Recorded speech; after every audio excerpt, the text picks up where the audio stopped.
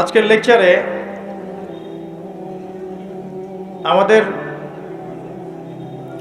সমাজের একটা বড় অংশ, আমাদের মা, আমাদের বোন, আমাদের স্ত্রী এবং কন্যা সন্তান, এই বিষয়গুলো আমি কিছুটা হাইলাইট করার চেষ্টা করব ইনশাআল্লাহ তাআলা। অনেক অভিযোগ আমার উপরে মহিলাদের যে লেকচারগুলোর মধ্যে তাদেরকে নিয়ে কথা বেশি বলা হয় না। তো আমি চেষ্টা করব আজকে একটা কনস্ট্রাকটিভ আলোচনা করার জন্য। এর মধ্যে আমাদের সমাজের সবচেয়ে বড় একটা অংশ নারী জাতি, তাদের কিছু বিষয় আমি ফুটিয়ে তোলার চেষ্টা করব ইনশাআল্লাহ তাআলা। ওয়া মা তাওফীকি ইল্লা বিল্লাহ আলাইহি তাওয়াক্কালতু ওয়া ইলাইহি উনীব। আর স্বতন্ত্রভাবে শুধুমাত্র মহিলাদের জন্য আলাদা করে নসিহত করার জায়গা আসলে মাহফিল হয়ে ওঠে না। এর জন্য আলাদা কোনো খুতবায় আমি তাদের পিপাসা মেটানোর চেষ্টা করব ইনশাআল্লাহ আযজা ওয়া জাল। ওয়া মা তাওফীকি ইল্লা বিল্লাহ আলাইহি তাওয়াক্কালতু ওয়া ইলাইহি উনীব। এই কথাগুলো শুধু তাদের জন্য নয়, বরং আমাদের জন্যও। এবং আমি চেষ্টা করব ইনশাআল্লাহ শুরু থেকে শেষ পর্যন্ত পুরো বিষয়টাকে কোরআন এবং সুন্নাহর সাথে বর্তমান প্রেক্ষাপট দিয়ে বিশ্লেষণ করার জন্য। আল্লাহ পাক সবাইকে বোঝার তৌফিক দান করুন, আমাকে বলার তৌফিক দান করুন এবং সর্বাগ্রে আমাকে আমল করার তৌফিক আল্লাহ পাক দান করুন, আমিন। আমরা সৃষ্টির শুরুতে চলে যাই, সেখান থেকে শুরু করি ইনশাআল্লাহ। যদি আমি অন্য লেকচারেও বলেছি, আজকে আবার বলছি যে ইতিহাসের শেষ পৃষ্ঠাটা জানতে হলে আপনাকে শুরুর পৃষ্ঠাটা পড়তে হবে। একটা হিস্ট্রি, ইতিহাসের শেষ পৃষ্ঠা সম্পর্কে আপনার জ্ঞান অর্জন করতে হলে প্রথম পৃষ্ঠাটা পড়া দরকার।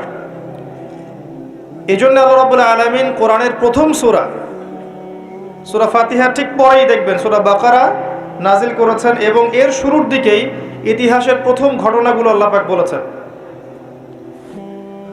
আপনাকে স্টাডি শুরু করতে হবে শুরু থেকে। এক লাফে কেউ গাছে উঠতে পারে? আল্লাহ পাক প্রথম থেকে শুরু করেছেন। আল্লাহ রাব্বুল আলামিন সূরা হাদীদের মধ্যে একটা আয়াত বলেছেন যে হুয়াল আউয়ালু ওয়াল আখিরু ওয়াজ যাহিরু ওয়াল বাতিনু ওয়া হুয়া বিকুল্লি শাইইন আলিম। আল্লাহ পাকই প্রথম, আল্লাহই শেষ। আল্লাহ পাক প্রকাশ্য, আল্লাহ পাক গোপন এবং তিনি প্রত্যেকটা বিষয় সম্পর্কে জ্ঞানী। অর্থাৎ এই সৃষ্টির শুরুতে কিচ্ছু ছিল না, শুধু আল্লাহ পাক একাই ছিলেন। পুরো মহাবিশ্ব সৃষ্টির আগে কিছুই ছিল না, শুধু আল্লাহ একা ছিলেন।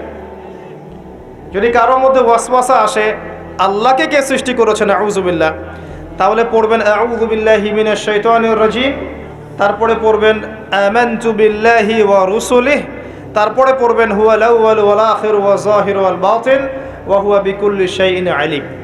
ইনশাআল্লাহ ওয়াসওয়াসা কেটে যাবে। আর এই ওয়াসওয়াসা সেই প্রজন্মের কাছে বেশি আসে যেই প্রজন্ম চোখ থাকতেও অন্ধ, কলব থাকতে উপলব্ধি করে না, কান থাকতেও শোনে না। যেই প্রজন্ম দীর্ঘদিন পড়াশোনা করেছে, করার পরে নাস্তিক হয়ে গেছে। এবং আমরা আমাদের এই প্রজন্মগুলোকে বড় করছি এমনভাবে যে ছোটবেলা থেকে তাদেরকে এমন আদর্শে গড়ে তুলছি, এমন শিক্ষা দিচ্ছি, এমন পরিবেশে বড় করছি, একটা পর্যায়ে গিয়ে যৌবন বয়সে এরা বলছে আল্লাহ বলতে কেউ নাই, নাউযুবিল্লাহ। তারা বলছে ইসলাম সে যুগে চলতো, এ যুগে চলে না। ইসলামের মৌলিক বিষয়গুলো যারা পালন করে এরা মৌলবাদী, এরা সন্ত্রাসী। ইসলামের পর্দার বিধান ওই যুগে চলতো, এই যুগে চলে না। এটা আধুনিকতার যুগ, এগিয়ে যাওয়ার যুগ। এখনকার জেনারেশন এই কথাগুলো বলছে। 25-30 বছর তারা পড়াশোনা করার পরে অজুর 4টা ফরজ বলতে পারে না, নামাজের আরকান আহকামগুলো বলতে পারে না, যাকাতের নিসাব বলতে পারবে না, রাসূলুল্লাহ সাল্লাল্লাহু আলাইহি ওয়াসাল্লামের সিরাত জীবনী একটা বারও পড়ে দেখেনি। ইভেন তারা কোরআনুল কারীমও বিশুদ্ধ করে পড়তে জানে না। এটা হচ্ছে আমাদের প্রজন্ম। এই প্রজন্ম যদি এদেরকে ইসলাহ এবং সংশোধন করানো না যায়, আল্লাহ এবং তার রাসূলের কাছাকাছি না আনা যায়, দিনের জন্য জীবন দেওয়া অনেক দূরের কথা, দিনের জন্য জীবন দেওয়াটা অনেক দূরের কথা, মানবতার কল্যাণেও তারা কিছু করতে পারবে না। আমার কথা কি বুঝতে পারছেন? দিনের জন্য জীবন, জান, মাল, সময়, শ্রম বিলিয়ে দেওয়ার তো অনেক উঁচু ঈমানের পরিচয়। সাধারণ যে বিষয়গুলো আছে এগুলোতেই তারা পিছিয়ে পড়বে। আল্লাহ পাক একা ছিলেন, আল্লাহকে কেউ সৃষ্টি করেনি। আল্লাহ পাক সবকিছু সৃষ্টি করেছেন। লাম ইয়ালিদ ওয়া লাম ইউলাদ ওয়া লাম ইয়াকুল লাহু কুফুয়ান আহাদ। 3 বার পড়লে এই সূরা আপনি কোরআন খতমের নেকি পাচ্ছেন। বারবার আমি বলি একটা কথা, কোরআন তেলাওয়াত বাড়িয়ে দিন। দৈনিক অন্তত 5টা পৃষ্ঠা 10টা পৃষ্ঠা করে পড়ুন। কোরআনুল কারীমের তেলাওয়াত আপনার জীবনে বারাকা নিয়ে আসবে। আপনার হায়াতে রিজিকের সময় ইনশাল্লাহ বরকত নেমে আসবে। বিপদ আপদ বালা মুসিবতে আপনি কম পড়বেন, রোগ ব্যাধি কম হবে ইনশাআল্লাহ। এবং আল কোরআন আপনার পক্ষে সুপারিশ করবে কাল কিয়ামতের মাঠে ইনশাআল্লাহু আযজা ওয়া জাল।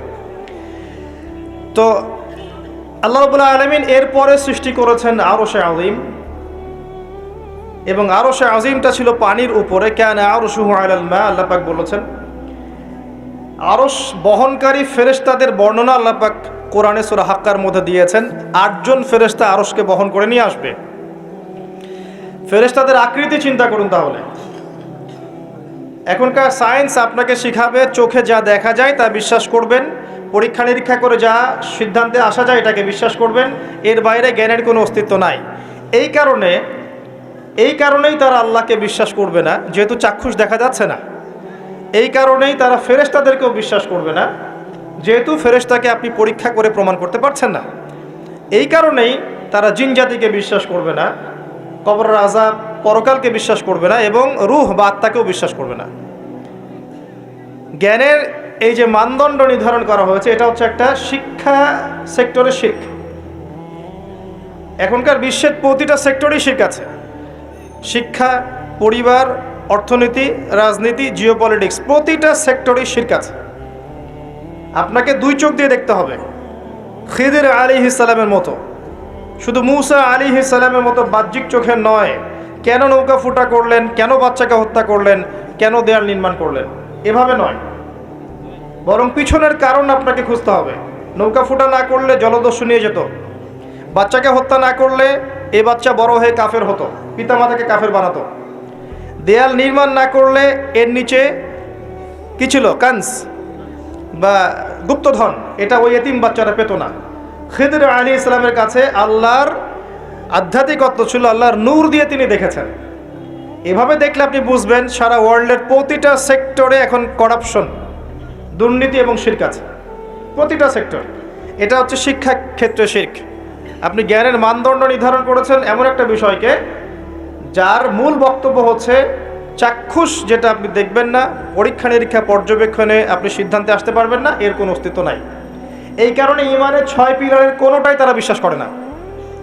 এই পশ্চিমারা এবং যারা এই শিক্ষা দর্শনটা ছড়িয়ে দিয়েছে সারা বিশ্বে, এরা ঈমানের 6 পিলারের কোনোটাই বিশ্বাস করে না। করে? তারা কি আল্লাহ বিশ্বাস করে? মালায়েকায় বিশ্বাস করে?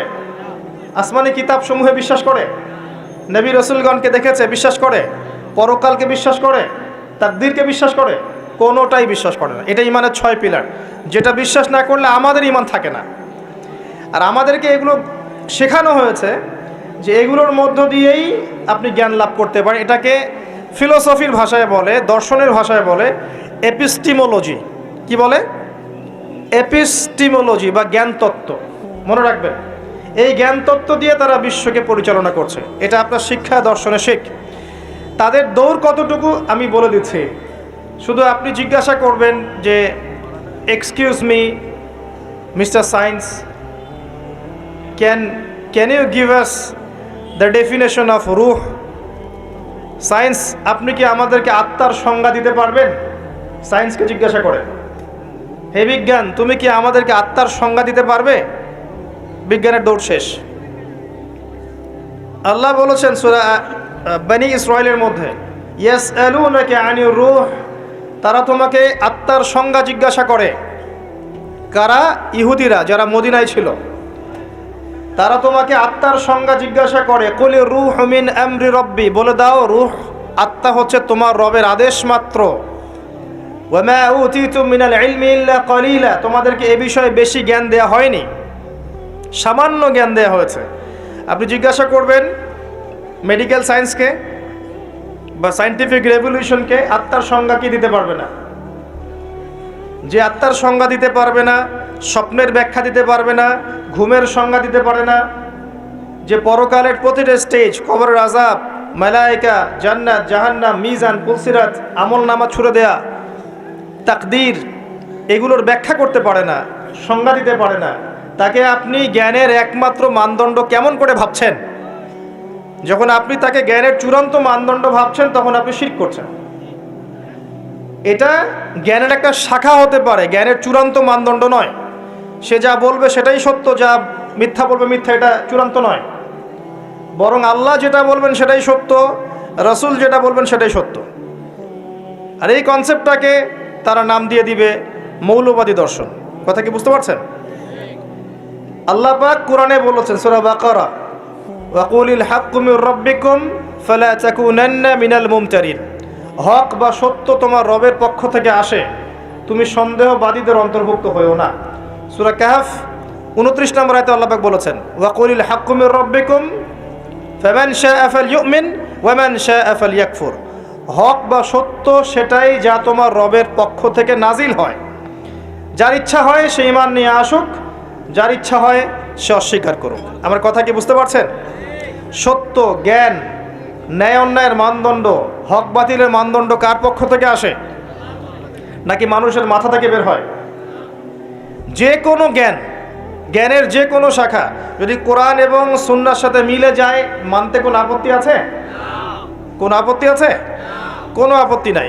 কিন্তু জ্ঞানের কোনো শাখা, কোনো তত্ত্ব, কোনো উপাত্ত, কোনো যুক্তি, কোনো দর্শন, কোনো বিজ্ঞান যদি কোরআন এবং সুন্নাহর সাথে না মিলে যায়, আপনি কি মানতে বাধ্য? আপনি কি মানতে বাধ্য? এটা না মানাটাই আপনার জন্য তখন ফরজ। কথা বুঝতে পারছেন? এবার আসেন, আল্লাহ পাক আরশে আজিম সৃষ্টি করেছেন। এই আরশে আজিমের নিচে আল্লাহ পাক 7 শ্রেণীর মানুষকে কিয়ামতের মাঠে ছায়া দিবেন। কয় শ্রেণী? কয় শ্রেণী? এটা মুখস্থ করবেন, 7 শ্রেণীর মানুষ। 1 নাম্বার হচ্ছে ন্যায়পরায়ণ শাসক। 1 নাম্বার কে? যত মানুষকে আল্লাহ পাক আজকে শাসন ক্ষমতা দিয়েছেন, ছোট ক্ষেত্র থেকে বড় পর্যন্ত, তাদের সবার সামনে 2টা গন্তব্য অপেক্ষা করছে। কয়টা? এর বাইরে কোনো গন্তব্য নাই তাদের জন্য। যে যাকে আল্লাহ পাক যে দায়িত্ব দিয়েছেন, একদম ছোট থেকে শুরু করে, একদম ছোট লেভেল থেকে শুরু করে উঁচু লেভেল পর্যন্ত যাদেরকে আল্লাহ পাক শাসন ক্ষমতা দিয়েছেন, তাদের সামনে 2টা গন্তব্য অপেক্ষা করছে। একটা হচ্ছে তারা ন্যায়পরায়ণ হলে আরশে আজিমের ছায়ায় ছায়া পাবে ইনশাআল্লাহ। যেমন ওমর ইবনুল খাত্তাব, তিনি কি আমিরুল মুমিনিন ছিলেন না? তিনি আরশে আজিমের ছায়ায় ছায়া পাবেন ইনশাআল্লাহ তাআলা। যুলকারনাইন নাম শুনেছেন? কোন সূরায় আছে? কোন সূরায় আছে? আমি তো এমনি এমনি রাগ হই না, মাঝে মাঝে একটু একটু রাগ হই। আল কোরআনের আলো ঘরে ঘরে জ্বালতে হবে, শুধু স্লোগান দিয়ে নয়, চর্চার মাধ্যমে। কোরআনের আলো ঘরে ঘরে এমনি এমনি জ্বলবে না, প্রত্যেক ঘরে ঘরে আগে কোরআনওয়ালা মানুষ তৈরি করেন। এটা খুব কমন একটা প্রশ্ন। যুলকারনাইন আলাইহিস সালামের ঘটনা সূরা কাহফে আছে, খুব কমন প্রশ্ন, সবাই মোটামুটি জানে যারা একবার কোরআন ঘাটাঘাটি করে দেখেছে।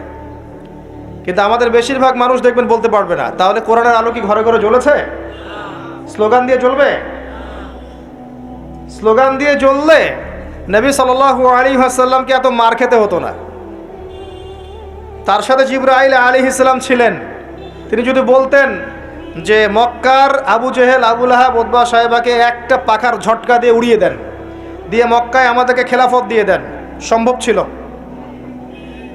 তায়েববাসীকে 2টা পাহাড়ে পিষে ফেলা পসিবল ছিল। তারপরে নবী সাল্লাল্লাহু আলাইহি ওয়াসাল্লামকে 3 বছর গোপন দাওয়াত দিতে হয়েছে, মানুষের গালমন্দ খেতে হয়েছে, মানুষ হত্যা করার চেষ্টা করেছে, দেশ থেকে চলে যেতে হয়েছে, তায়েববাসীর নির্যাতন সহ্য করতে হয়েছে, বদর, উহুদ, খন্দক, খায়বারের যুদ্ধ করে মক্কা বিজয় করতে হয়েছে। এমনি এমনি হয়েছে? খালি স্লোগান দিয়ে আইওয়াস শোডাউন করে কাজ হবে? কোরআনের আলো ঘরে ঘরে জ্বলবে তখনই যখন প্রত্যেক ঘরে কোরআনওয়ালা মানুষ তৈরি হবে ইনশাআল্লাহ।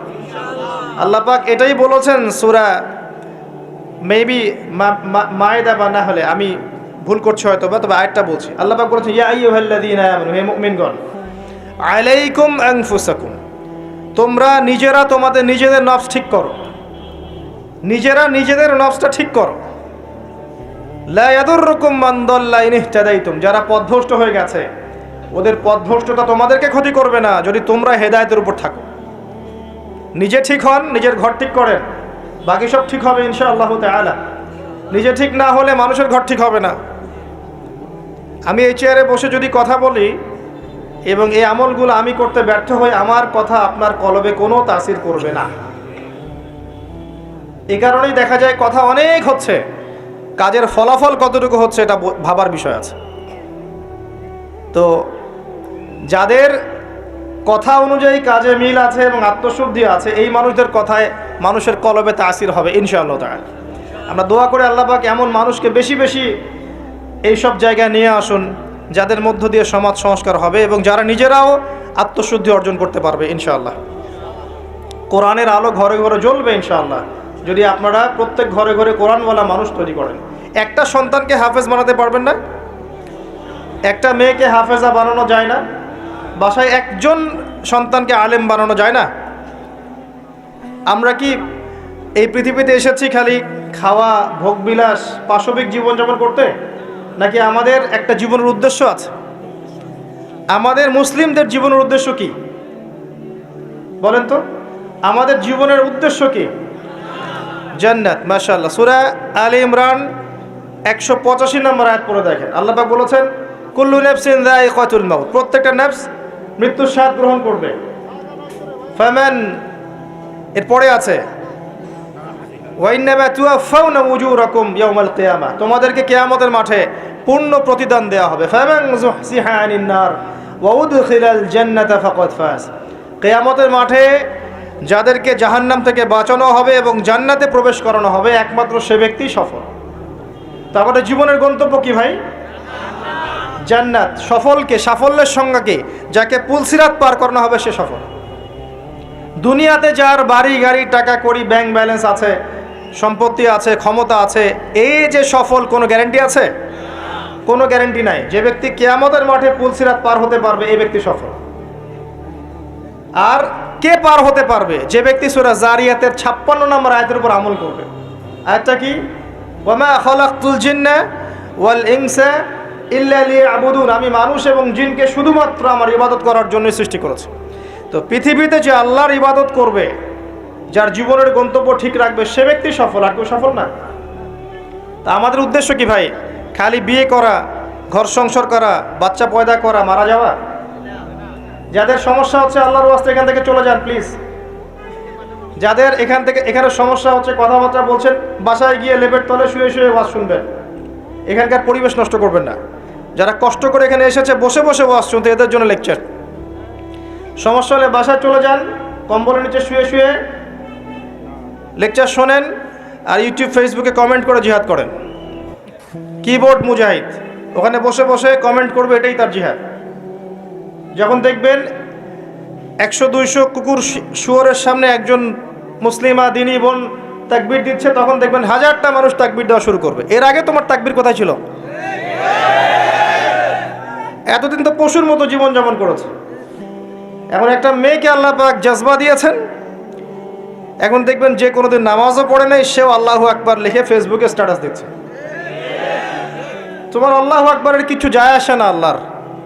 আল্লাহু আকবার দেওয়ার মানুষ আল্লাহ পাক তৈরি করবেন ইনশাআল্লাহ। আর আল্লাহ পাকের গরু ছাগলের প্রয়োজন নাই, আনআমের প্রয়োজন নাই। লাহুম কুলুবুন লা ইয়াফকাহুনা বিহা, আছে না?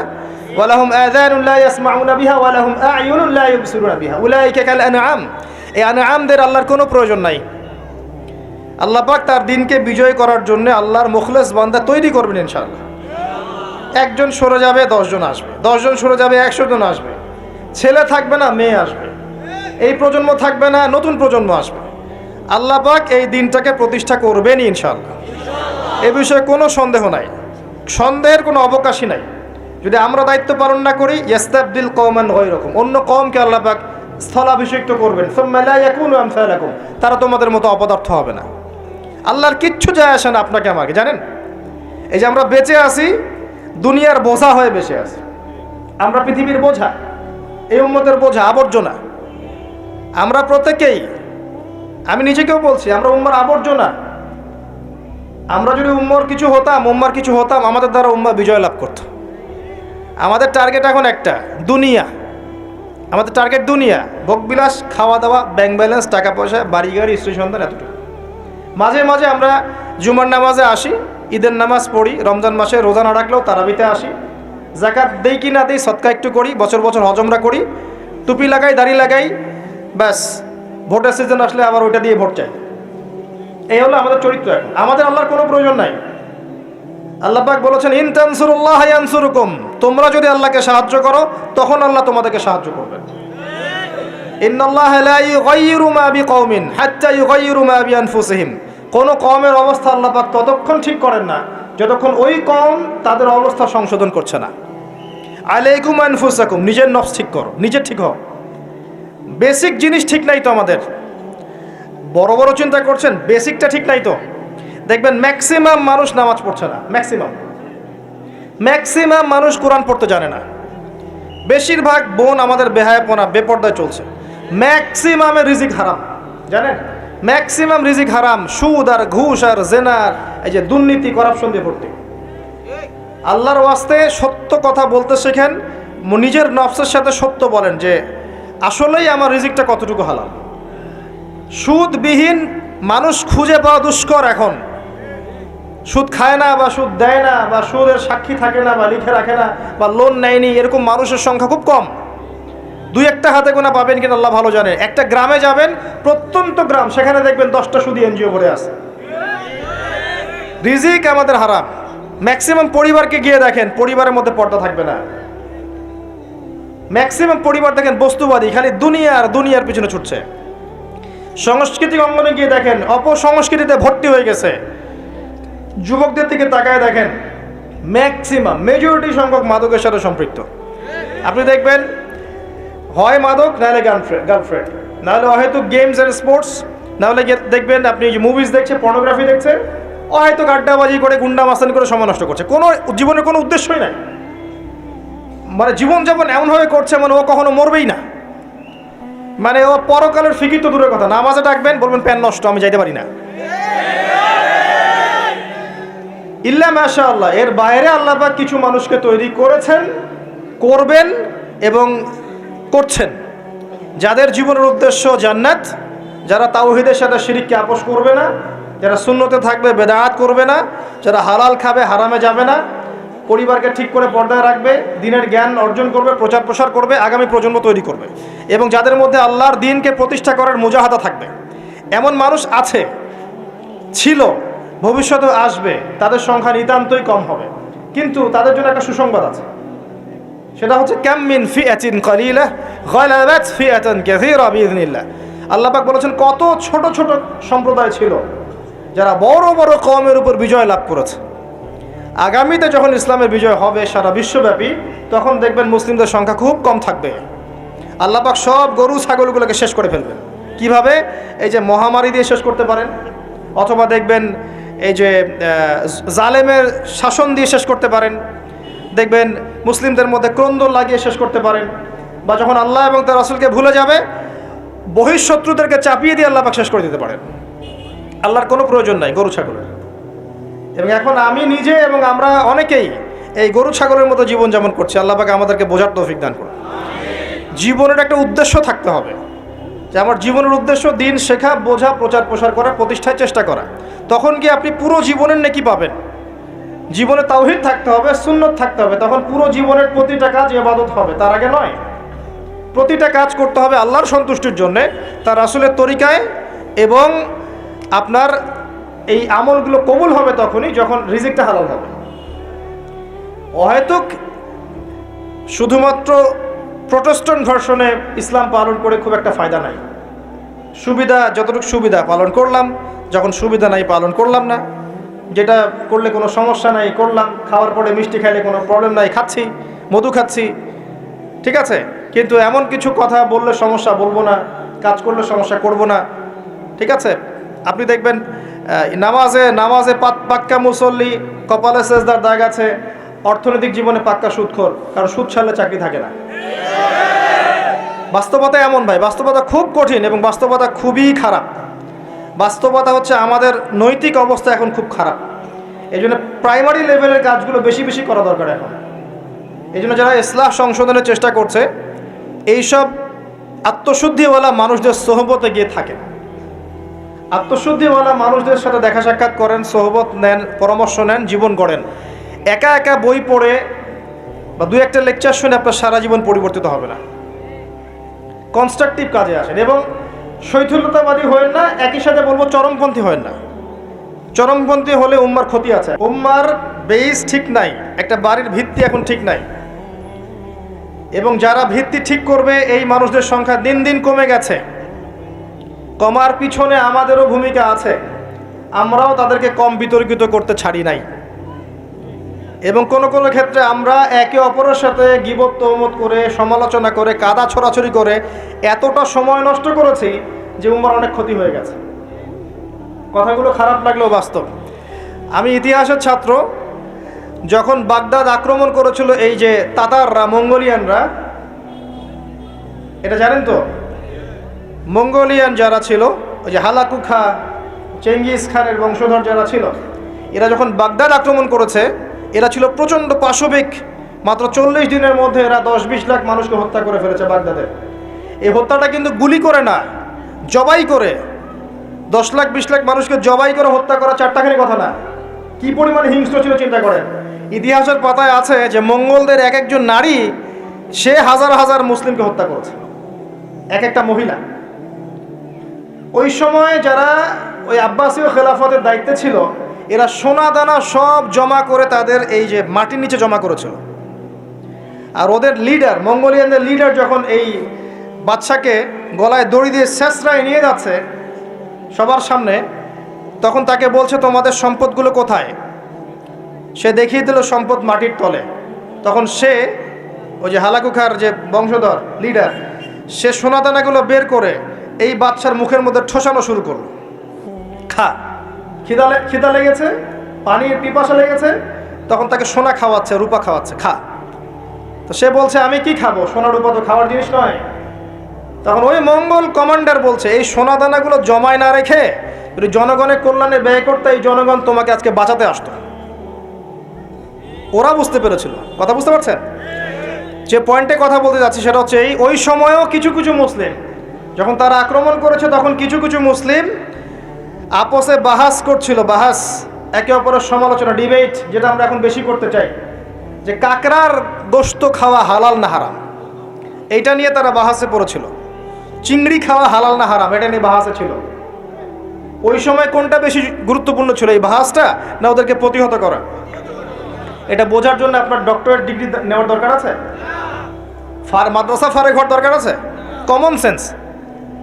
এখন পর্যন্ত বিশ্বে আমরা এই কাজটাই করছি। আপনি খেয়াল করে দেখবো সারা ওয়ার্ল্ড ওয়াইড মুসলিমদের অবস্থা এখন এরকমই। চতুর্দিক থেকে চাপ আছে। এত সহজ না, চতুর্দিক থেকে মুসলিমদের চাপ আছে।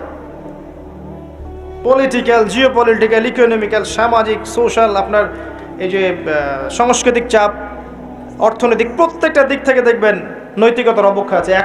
এখনও আমরা ওই বিষয়গুলো নিয়েই ইখতিলাফে ব্যস্ত আছি। একে অপরের গীবত করছি, সমালোচনা করছি, গীবত তহমত দিচ্ছি, একে অপরের নিন্দা না করতে পারলে ওয়াজ মাহফিল সুষ্ঠুভাবে হচ্ছে না, ইত্যাদি ইত্যাদি।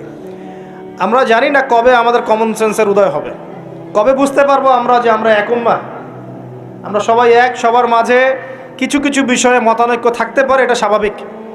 এরপরেও আপনি আমার ভাই, আমি আপনার ভাই। কোনো দিনও আমাদের সবার সব বিষয় এক হবে না। কশ্চিনকালেও প্রতিটা বিষয়, প্রতিটা মাসলাকে, আকীদাগত বিষয় হোক আর আমলের হোক আর মুআমালাতের হোক, আমরা কখনো সবগুলো বিষয়ে ঐক্যমতে পৌঁছাতে পারবো না, থাকবেই ইখতিলাফ। এরপরও যদি আমরা সবাইকে এক উম্মাহ মনে করতে ব্যর্থ হই, এই অবস্থা হবে। আসেন, আলোচনা অনেক গভীরে চলে গেছি, বাইরে আসি। বেশি গভীর বললে মাথার উপর দিয়ে যাবে, বুঝতে পারবেন না। আল্লাহ পাক 7 শ্রেণীর মানুষকে আরশে আজিমে ছায়ায় ছায়া দিবেন। এক শ্রেণী হচ্ছে যারা ন্যায়পরায়ণ শাসক। যারা ন্যায়পরায়ণ শাসক হবে তাদের সামনে দুইটা গন্তব্য, হয় তারা আরশে আজিমের ছায়া ছায়া পাবে, নচেত জাহান্নামের আগুন অপেক্ষা করছে। কারণ প্রত্যেকটা দায়িত্ব সম্পর্কে আল্লাহ পাক জিজ্ঞাসা করবেন। এবং নবী সাল্লাল্লাহু আলাইহি ওয়াসাল্লাম একটা হাদিসের মধ্যে বলেছেন যে তোমরা কি জানো কিয়ামতের মাঠে সবচেয়ে বড় মিসকিন কারা হবে? সাহাবায়ে কেরাম বলছেন, আমরা তো মনে করি যার সম্পদ কম, অর্থবিত্ত কম, সেই সবচেয়ে বেশি মিসকিন, সবচেয়ে বড় মিসকিন। আল্লাহর নবী সাল্লাল্লাহু আলাইহি ওয়াসাল্লাম বলছেন, বরং প্রকৃত মিসকিন সে ব্যক্তি যে কিয়ামতের মাঠে নামাজ, রোজা, হজ, যাকাত আমলের নেকি নিয়ে উঠবে, পাহাড় সম নেকি নিয়ে উঠবে, কিন্তু অনেক পাওনাদার দাঁড়িয়ে থাকবে। কারো হক নষ্ট করেছে, কারো গীবত করেছে, কারো অপবাদ, কাউকে অপবাদ দিয়েছে, কাউকে অত্যাচার করেছে, সবাই দাঁড়িয়ে থাকবে। এদের হক আদায় না করা পর্যন্ত সে পুলসিরাত পার হতে পারবে না। তখন কি করতে হবে? নিজের নেকি ওদেরকে দিতে হবে, কারণ তখন কোনো বেচা কেনার সুযোগ নাই, হক আদায়ের কোনো সুযোগ নাই। নিজের নেকি ওদেরকে দিয়ে শোধ করতে হবে। নেকি শেষ হয়ে গেলে কি হবে? অন্যের গুনাহ তার আমল নামায় আসবে, পরে দেখা যাবে ওই ব্যক্তি জান্নাতে চলে গেছে, আর এই ব্যক্তি পাহাড় সমান নেকি নিয়েও জাহান্নামে চলে গেল। অতএব দায়িত্ব যারা পালন করবেন তাদেরকে খুব সতর্ক সাবধান থাকতে হবে যে আপনার দ্বারা কল্যাণ ছাড়া যেন অকল্যাণ না হয়। আল্লাহ পাক তৌফিক এনায়েত করুন। দ্বিতীয় শ্রেণী হচ্ছে সেই যুবক বা যুবতী যারা নিজেদের যৌবনটাকে আল্লাহর ইবাদতে কাটিয়েছে। এই হাদিসের বাস্তবতা এসে দেখেন আমাদের যুব সমাজ কিভাবে তাদের জীবনটা কাটাচ্ছে। আমার চেয়ে ভালো আপনারা বলতে পারবেন যে সকাল থেকে সন্ধ্যা পর্যন্ত আমাদের যুবক যুবতীরা করছেটা কি। কতজন যুবক নামাজ পড়ছে মসজিদে এসে, কতজন যুবক কোরআন তেলাওয়াত করে নিয়মিত। নবীর সুন্নাহগুলো ওদেরকে শিখিয়ে দিতে হয়। ইভেন নবী সাল্লাল্লাহু আলাইহি ওয়াসাল্লামের স্ত্রীদের নাম ওদেরকে বলে দিতে হয়। এখনই আমি জিজ্ঞাসা করছি, দেখেন অ্যান্সার কতজন দিতে পারে। নবী সাল্লাল্লাহু আলাইহি ওয়াসাল্লামের দ্বিতীয় স্ত্রীর নাম কি? হাত উঁচু করেন। যুবকদের বলছি, যুবকদের যারা পারবেন জাস্ট হাতটা উঁচু করেন। নবী সাল্লাল্লাহু আলাইহি ওয়াসাল্লামের দ্বিতীয় স্ত্রীর নাম কি? দাঁড়ান দাঁড়ান দাঁড়ান, এই দেখেন হাত দেখেন। এবং যারা হাত উঁচু করেছেন ওদের মধ্যে একজনকে জিজ্ঞাসা করছি, আপনি উত্তর দেন, নাম কি? জি, আপনাকে বলেছি নাম বলেন দ্বিতীয় স্ত্রীর। বসেন। উত্তর যে চারজন দিয়েছে তার মধ্যে একজন ভুল উত্তর দিয়েছে। এই হচ্ছে বাস্তবতা। আপনাকে আমি চোখে আঙ্গুল দিয়ে দেখালাম যে যুবকদের কি অবস্থা। এখানে আছে বসে হাজার হাজার মানুষ, হাত তুলেছে 5-6 জন। এটা একটা কমন প্রশ্ন, আমাদের নবীজির দ্বিতীয় স্ত্রীর নাম কি? একবার যে সিরাত পড়েছে সেও জানে। দেখবেন এই যুব সমাজ ফিজিক্স পড়েছে, কেমিস্ট্রি পড়েছে, বায়োলজি পড়েছে, ইকোনমিক্স পড়ছে, পলিটিক্যাল সায়েন্স পড়ছে, আপনার জিওপলিটিক্স পড়ছে, ইউনিভার্সিটি কোচিং করছে, বিসিএস কোচিং করছে, চাকরির জন্য পরীক্ষা দিচ্ছে। এরা এমন কোনো বই নাই যে সেকুলার লাইনে পড়ে নাই। কিন্তু যে চারজন পারছে তার মধ্যে একজন উত্তর দিচ্ছে যে আয়েশা রাদিয়াল্লাহু আনহা দ্বিতীয় স্ত্রী। এটা কি উত্তর সঠিক? এই হচ্ছে অবস্থা। এটা কমন। আর যদি কঠিন প্রশ্ন করি তাহলে তো অবস্থা খারাপ। কোন সাহাবীকে প্রথম তিনি দায়ী করে পাঠিয়েছেন মদিনায়? খায়বার যুদ্ধ কোন সাহাবীর হাতে জয় হয়েছে?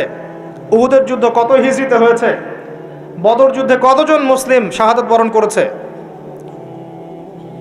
আপনার মোতার যুদ্ধে কার হাতে 9টা তরোয়াল ভেঙেছে? হুনাইনের যুদ্ধে মুসলিমদের কি অবস্থা হয়েছে? হুনাইনের যুদ্ধের কথা কোন সূরার মধ্যে বলা আছে? একটু কঠিন প্রশ্ন করলে তো অবস্থা খারাপ। আমি করে লজ্জিত করতে চাচ্ছি না, এই জন্য প্রশ্নগুলো করলাম না। যারা মাদ্রাসা লাইনে পড়েছেন তারা হয়তো উত্তর দিতে পারে, কিন্তু লক্ষ লক্ষ কোটি কোটি জেনারেল পড়ুয়া ছাত্র এরা উত্তর দিতে পারে না। তাহলে এরা কি আমাদের মুসলিম উম্মার অংশ নয়? এদেরকে ইসলাম সংশোধন না করে দিনের পথে না আনতে পারলে একটা বড় অংশ কি জাহিলিয়াতের মধ্যে থাকবে না? আগামী 10-20 বছর পর দেখবেন এরাই অর্থনৈতিক সেক্টরে যাচ্ছে, এরাই পলিটিক্সে যাবে, এরাই সোশ্যাল দায়িত্বে যাবে, এরাই দেখবেন বিভিন্ন জায়গায় চলে যাবে। তখন আরেকটা মূর্খ জেনারেশন আপনার মাথার উপর চেপে যাচ্ছে। এরপরে যে জেনারেশন আসছে, আমাদের সন্তান, আমার মেয়ে, আপনার ছেলে, এদের অবস্থা যে কী হবে আল্লাহ ভালো জানে, যদি এখন থেকে এদেরকে আমরা সঠিকভাবে মানুষ করতে ব্যর্থ হই। এটা বাস্তবতা। অথচ আল্লাহ পাক আরশে আজিমের ছায়া দিবেন ওই যুবক যুবতীদেরকে যারা তাদের যৌবনকালটাকে আল্লাহর পথে কাটাবে। আর কিয়ামতের মাঠে যে অতিরিক্ত 5টা প্রশ্ন হবে তার মধ্যে একটা হচ্ছে তোমার যৌবনকাল কোন পথে ব্যয় করেছে। আর আল্লাহ পাকের কাছে একজন বৃদ্ধ মানুষের ইবাদতের চাইতে যুবকদের ইবাদত যে কত বেশি প্রিয় এটা আমি বোঝাতে পারবো না। আল্লাহ পাক অবাক হয়ে যান সেই যুবককে দেখে যার প্রবৃত্তির তাড়না নাই, সে আল্লাহর দ্বীনের পথে ছুটছে। এই যুবককে দেখে আল্লাহ পাক অবাক হয়ে যান এবং তার দোয়া যেভাবে কবুল হবে, একজন মানুষ যার পা কবরে অলরেডি চলে গেছে তার দোয়া কি সেভাবে কবুল হবে? দুজন ইবাদত সমান? এই বয়সে আপনি অনেক কিছু করতে পারেন। আপনি চাইলে এখন বড় সন্ত্রাসী হতে পারবেন, বড় জেনাকারী হতে পারবেন, আপনি চাইলে টিকটক সেলিব্রিটি হতে পারবেন, আপনি চাইলে এখন আরও খারাপ লাইনে যে মাদক সেবন করতে পারবেন, 30-40টা গার্লফ্রেন্ড চেঞ্জ করতে পারবেন, আপনাকে কেউ বাধা দিবে না। আপনি চাইলে 1-2 হাজার টাকা দিয়ে জেনা করতে পারবেন, উন্মুক্ত সব আপনার জন্য। ইভেন এখন আপনি চাইলে মদও খেতে পারবেন, লাইসেন্স দিয়ে আছে, আপনি করতে পারবেন। এই সময়টা আল্লাহ পাক দেখতে চান আপনি কি করেন। যদি এই সময়টা আপনি আল্লাহর দিকে ফিরে আসেন, আপনি কোরআনের দিকে ফিরে আসেন, সুন্নত অনুযায়ী জীবনযাপন করেন, আপনার জন্য অপেক্ষা করছে জান্নাত। কি চান আপনি সিদ্ধান্ত নেন। শুরুটা হবে অধঃপতনের মেয়ে দ্বারা, মেয়ে দিয়ে অধঃপতন শুরু হবে, মেয়ের সাথে ফ্রি মিক্সিং, প্রেমের সম্পর্ক হয়ে যাবে, এরপর দেখবেন জেনা করে ফেলেছে, তারপর ব্রেকআপ, দুজন হতাশ, কেউ আত্মহত্যা করবে, অথবা কেউ দেখবেন পাইকারি জেনাকার হয়েছে বা রেপিস্ট হয়েছে বা মাদক সেবন করছে বা মিউজিক শুনছে, আস্তে আস্তে আস্তে আস্তে শেষ, লাইফটা শেষ, ক্র্যাশ। এভাবে যুব সমাজ নষ্ট হচ্ছে। অনেক সময় দেখবেন পড়াশোনা করছে, কোনো কারণে রেজাল্ট ভালো হয় নাই, আত্মহত্যা করে বসে আছে। ডে বাই ডে যুব সমাজের সাইকোলজি মেলই হয়ে যাচ্ছে। আমাদের যারা ওস্তাদ সাহেবরা আছেন, বৃদ্ধ প্রবীণ, তাদের যে গাম্ভীর্য আছে, ব্যক্তিত্ব আছে, গলার ভয়েস, কথা বলার অ্যাটিটিউড, ব্যক্তিত্ব, চলাফেরা, এগুলো এখনকার যুবকদের মধ্যে পাওয়া যায় না। আমার কথা ভালো করে মিলাই দেখেন, এখনকার যুবকদের মধ্যে মেয়েলই স্বভাব আছে, কথা বলবে মেয়েদের মতো, অ্যাটিটিউড কেমন জানি, মেয়ে অ্যাটিটিউড, লাজুক লাজুক ভাব, মেয়ে অ্যাটিটিউড, কোনো মানে একটা গায়রত নাই, শৌর্যবীর্য নাই, ফিজিক্যালিও দুর্বল, মানসিকভাবে দুর্বল, শারীরিকভাবে দুর্বল। একটা পাক লাগাই দেন মাঠে দৌড়াইতে, শেষ।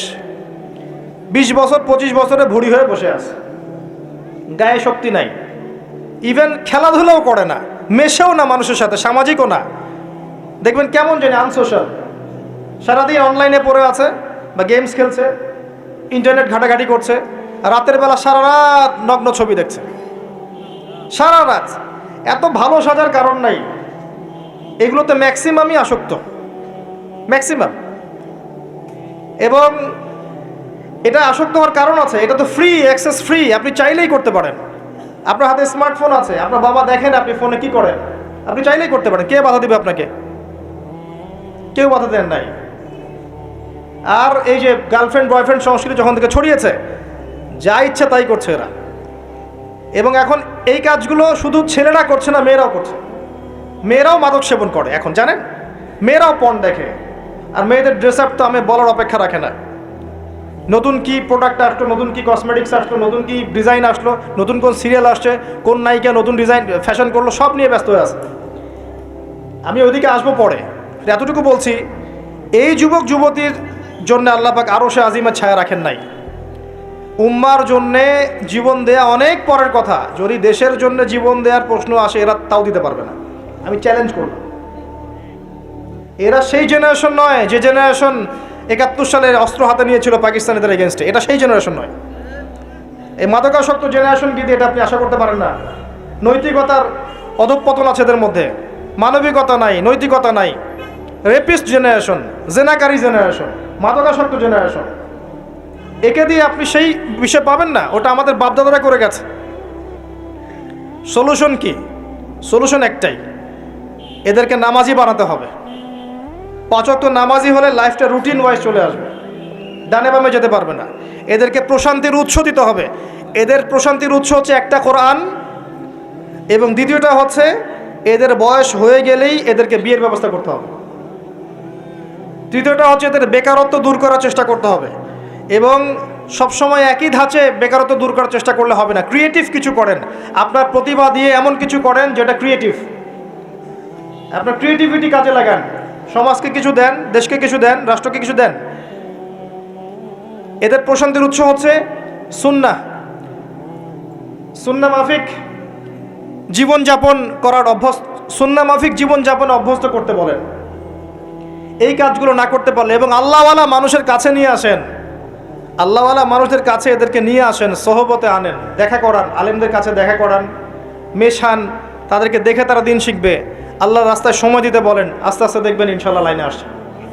আদারওয়াইজ আপনি এই জেনারেশনকে দিয়ে আগামীর ভবিষ্যৎ আশা করতে পারেন না। বাস্তবতা খুব খারাপ। বাইরে যা দেখা যাচ্ছে ভিতরটা এমন নয়। ভিতরে ঢোকেন দেখবেন নোংরামি দিয়ে ভরে গেছে সব কিছু। অনেক সময় দেখবেন বাইরে থেকে যাদেরকে দেখে পরিষ্কার মনে হচ্ছে এদের ভিতরেও নোংরামি ধরে গেছে। এইগুলো দূর করার জন্য একটাই ওষুধ, তাসকিয়া, আত্মশুদ্ধি। আমি সবাইকে অনুরোধ করব আল্লামা তকি উসমানী হাফিজাহুল্লাহর একটা বই পড়তে। আত্মশুদ্ধি ও তাসাউফ একটা বই আছে। আত্মশুদ্ধি ও তাসাউফ একটা বই আছে, আপনি পড়েন। আমি আপনাকে এনশিওর করছি আপনার কাছে মনে হবে যে প্রতিটা লাইন আপনার জন্য লেখা হয়েছে।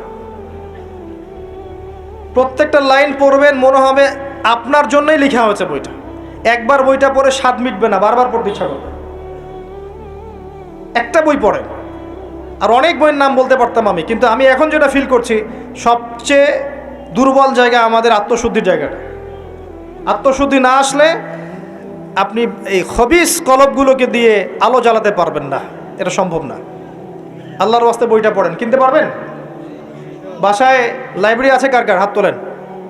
বাসায় দিন ইসলামের দিনিয়াত লাইব্রেরি কার কার আছে? ইসলামী বইয়ের লাইব্রেরি আছে ব্যক্তিগত সংগ্রহে? লাইব্রেরি করেন, দেখেন লাইব্রেরির সংখ্যা কতগুলো। কিন্তু জেনারেল লাইব্রেরি কয়জনে আছে? হাত তোলেন। স্কুল কলেজ ইউনিভার্সিটির বই দিয়ে ভর্তি কার কার বাড়ি? সবার বাড়ি ভর্তি, মাশাআল্লাহ। তো এগুলো নিয়ে কবরে যাবেন ইনশাআল্লাহ, তাই না? প্রতি মাসে 1000 টাকার বই কেনা কি খুব কঠিন? আচ্ছা 500 টাকার বই কেনা খুব কঠিন? 500 টাকা তো আপনার একটা রেডিংয়ে চলে যায়। আপনার গার্লফ্রেন্ডকে নিয়ে কফি খেতে যান, 500 টাকা কেন? ও তো 3000 টাকা বিল করে রেখে দিবে। সে তো আপনার টাকা খেতেই আসছে আপনার কাছে। আপনি কি মনে করছেন সে আপনাকে ভালোবেসে এসেছে? সে আপনার অবস্থানকে ভালোবাসে। কে বলেছে সে আপনাকে ভালোবাসে? সে আপনার অবস্থানকে ভালোবাসে। এগুলো তো নষ্ট করছেন টাকা পয়সা। চায়ের দোকানে বসে ইন্টারনেটের মেগাবাইট কিনে ওয়াইফাই বিল দিয়ে অমুক তমুক করে সমস্ত কিছু করে টাকাগুলো নষ্ট করছেন। কিন্তু আপনি চাইলে প্রতি মাসে 500-1000 টাকার বই কিনতে পারেন। কেনা খুব কঠিন? পড়াশোনা করতে হবে। পড়াশোনার অভ্যাস না থাকলে একদিনের লেকচার শুনে আপনার আদতে কোনো উপকার হচ্ছে না। বিশ্বাস করেন, পড়াশোনা করেন, ইমান বাড়বে, তাসকিয়া হবে। আসেন ওই জায়গায় আসেন। ওই যুবক এবং যুবতী যারা নিজেদের যৌবনকালটাকে আল্লাহর পথে উৎসর্গ করেছে, বিলিয়ে দিয়েছে, তারা আরও সে ছায়া ছায়া পাবে ইনশাআল্লাহ। 3 নাম্বার হচ্ছে সেই যুবকরা খুব ভালো করে শোনেন। সেই যুবক যাকে কোনো সুন্দরী উচ্চ বংশীয় নারী জেনার জন্য আহ্বান করেছে, ওখানে দেখার কেউ ছিল না, কিন্তু যুবকটা বলেছে আমি আল্লাহকে ভয় করি, আমাকে দেখান। এমন যুব সমাজ যারা চরিত্র ইউসুফের মতো আলাইহিস সালাম। ইউসুফ আলাইহিস সালাম হচ্ছে আপনার চারিত্রিক আদর্শ। পড়ে দেখেন সূরা ইউসুফ। আর অনেকে সূরা ইউসুফকে ইউসুফ জুলাইখার প্রেম কাহিনী বানিয়ে দিয়েছে, তাই না? এগুলো কিন্তু মিথ্যা সিরিয়াল দেখছেন, এগুলো ভালো না সিরিয়ালগুলো। এগুলো কিন্তু বাজে কথা ছড়ানো হচ্ছে। সূরা ইউসুফ জুলাইখার প্রেম কাহিনী ছিল না। সূরা ইউসুফ মূলত ইউসুফ আলাইহিস সালাম এবং তার পিতার প্রেম কাহিনী। ভালো করে পড়ে দেখবেন। সন্তানের জন্য কাঁদতে কাঁদতে তার বাবার চোখ নষ্ট হয়ে গেছে। 12 বছর তার সন্তান জেলখানায় বিনা অপরাধে। রব্বি সিজনু আহাব্বু ইলাই মিম্মা ইয়াদউনানি, আয়াতটাকে জানি, এরকম না আয়াতটা? তো তিনি বলছেন সিজন, কারাগার আমার কাছে বেশি পছন্দ, তারা যেদিকে আমাকে আহ্বান করছে এর চাইতে বেশি। 12 বছর বিনা অপরাধে জেলখানায়। আল্লাহ পাকের কৌশল ছিল এগুলো। ওয়া মাকারু ওয়া মাকারাল্লাহ ওয়াল্লাহু খায়রুল মাকিরিন। এখানে মূল বিষয় হচ্ছে ইউসুফ আলাইহিস সালামের পিতা যখন অন্ধ হয়ে গেছেন, ইউসুফ আলাইহিস সালাম একটা কাপড় পাঠিয়েছিলেন, মনে আছে? এই কাপড়টা নিয়ে যখন যাওয়া হচ্ছে যোজন যোজন দূর থেকে, তার পিতা বলছেন আমি ইউসুফের গায়ের গন্ধ পাচ্ছি। এটা কার প্রেম কাহিনী? ইউসুফের সাথে তার বাবার। তো এই চরিত্র ধারণ করতে হবে, আল্লাহ পাক তৌফিক দান করুন। 4 নাম্বার, ওই 2 জন মানুষ যারা একে অপরকে শুধু আল্লাহর জন্য ভালোবাসে। এই যে ভালোবাসার সংজ্ঞা শেখেন। মাকে ভালোবাসেন আল্লাহর জন্যে, বাবাকে ভালোবাসেন আল্লাহর জন্যে, স্ত্রী সন্তানকে ভালোবাসেন আল্লাহর জন্যে। আলেম ওলামাকে ভালোবাসেন আল্লাহর জন্যে, আপনার ভালোবাসা হোক আল্লাহর জন্যে, তখন আপনি মানুষের দুর্ব্যবহারে কষ্ট পাবেন না। যখন কাছের মানুষরা আপনাকে কষ্ট দিবে, এবং কাছের মানুষ কষ্ট আপনাকে দিবেই, কাছের মানুষটা আপনাকে বেশি কষ্ট দিবে জীবনে, তখন আপনি কষ্ট পাবেন না যদি আল্লাহর জন্য ওদেরকে ভালোবাসেন, যে আমি তো আল্লাহর জন্য এই কাজগুলো করছি, তারা শুকরিয়া আদায় করলেই বাকি আর না করলেই বাকি, তখন আপনি কষ্ট পাবেন না। দুইজন ব্যক্তি যারা আল্লাহর জন্য পরস্পরকে মহব্বত করে, এই দুইজন মানুষকে আল্লাহ পাক আরশের ছায়া ছায়া দিবেন। পারা যাবে ইনশাআল্লাহ। 5 নাম্বার, সেই ব্যক্তি যে এত গোপনে দান সদাকা করে, যার বাম হাত জানে না ডান হাত কি সদাকা করেছে। পারা যাবে? এখন তো ওই যে মাশাআল্লাহ আমরা নাম লিখাই আর সদকা করি, তাই না? অমুকে 10,000, অমুক সাহেব 20,000, অমুক 500। প্রথমে বড় বড় নোটের সদাকা হয়, আমি অবশ্য এটা জানতাম না, মাঠে নেমে বুঝতে পারছি। প্রথমে বড় বড় ফিগার বলে, কে কে দিবেন 5,000 হাত তোলেন, তারপর 5,000 লেখা হয়, তারপর কে কে দিবেন 1,000 হাত তোলেন, কে কে দিবেন 500 হাত তোলেন, নাম টাম লেখা হয়। পরে লাস্টে বলে যে কালেকশন করছে, আচ্ছা খুচরাগুলোও দেন, পরে খুচরাগুলোও দেওয়া হয়। জানিয়ে দান করা যায়।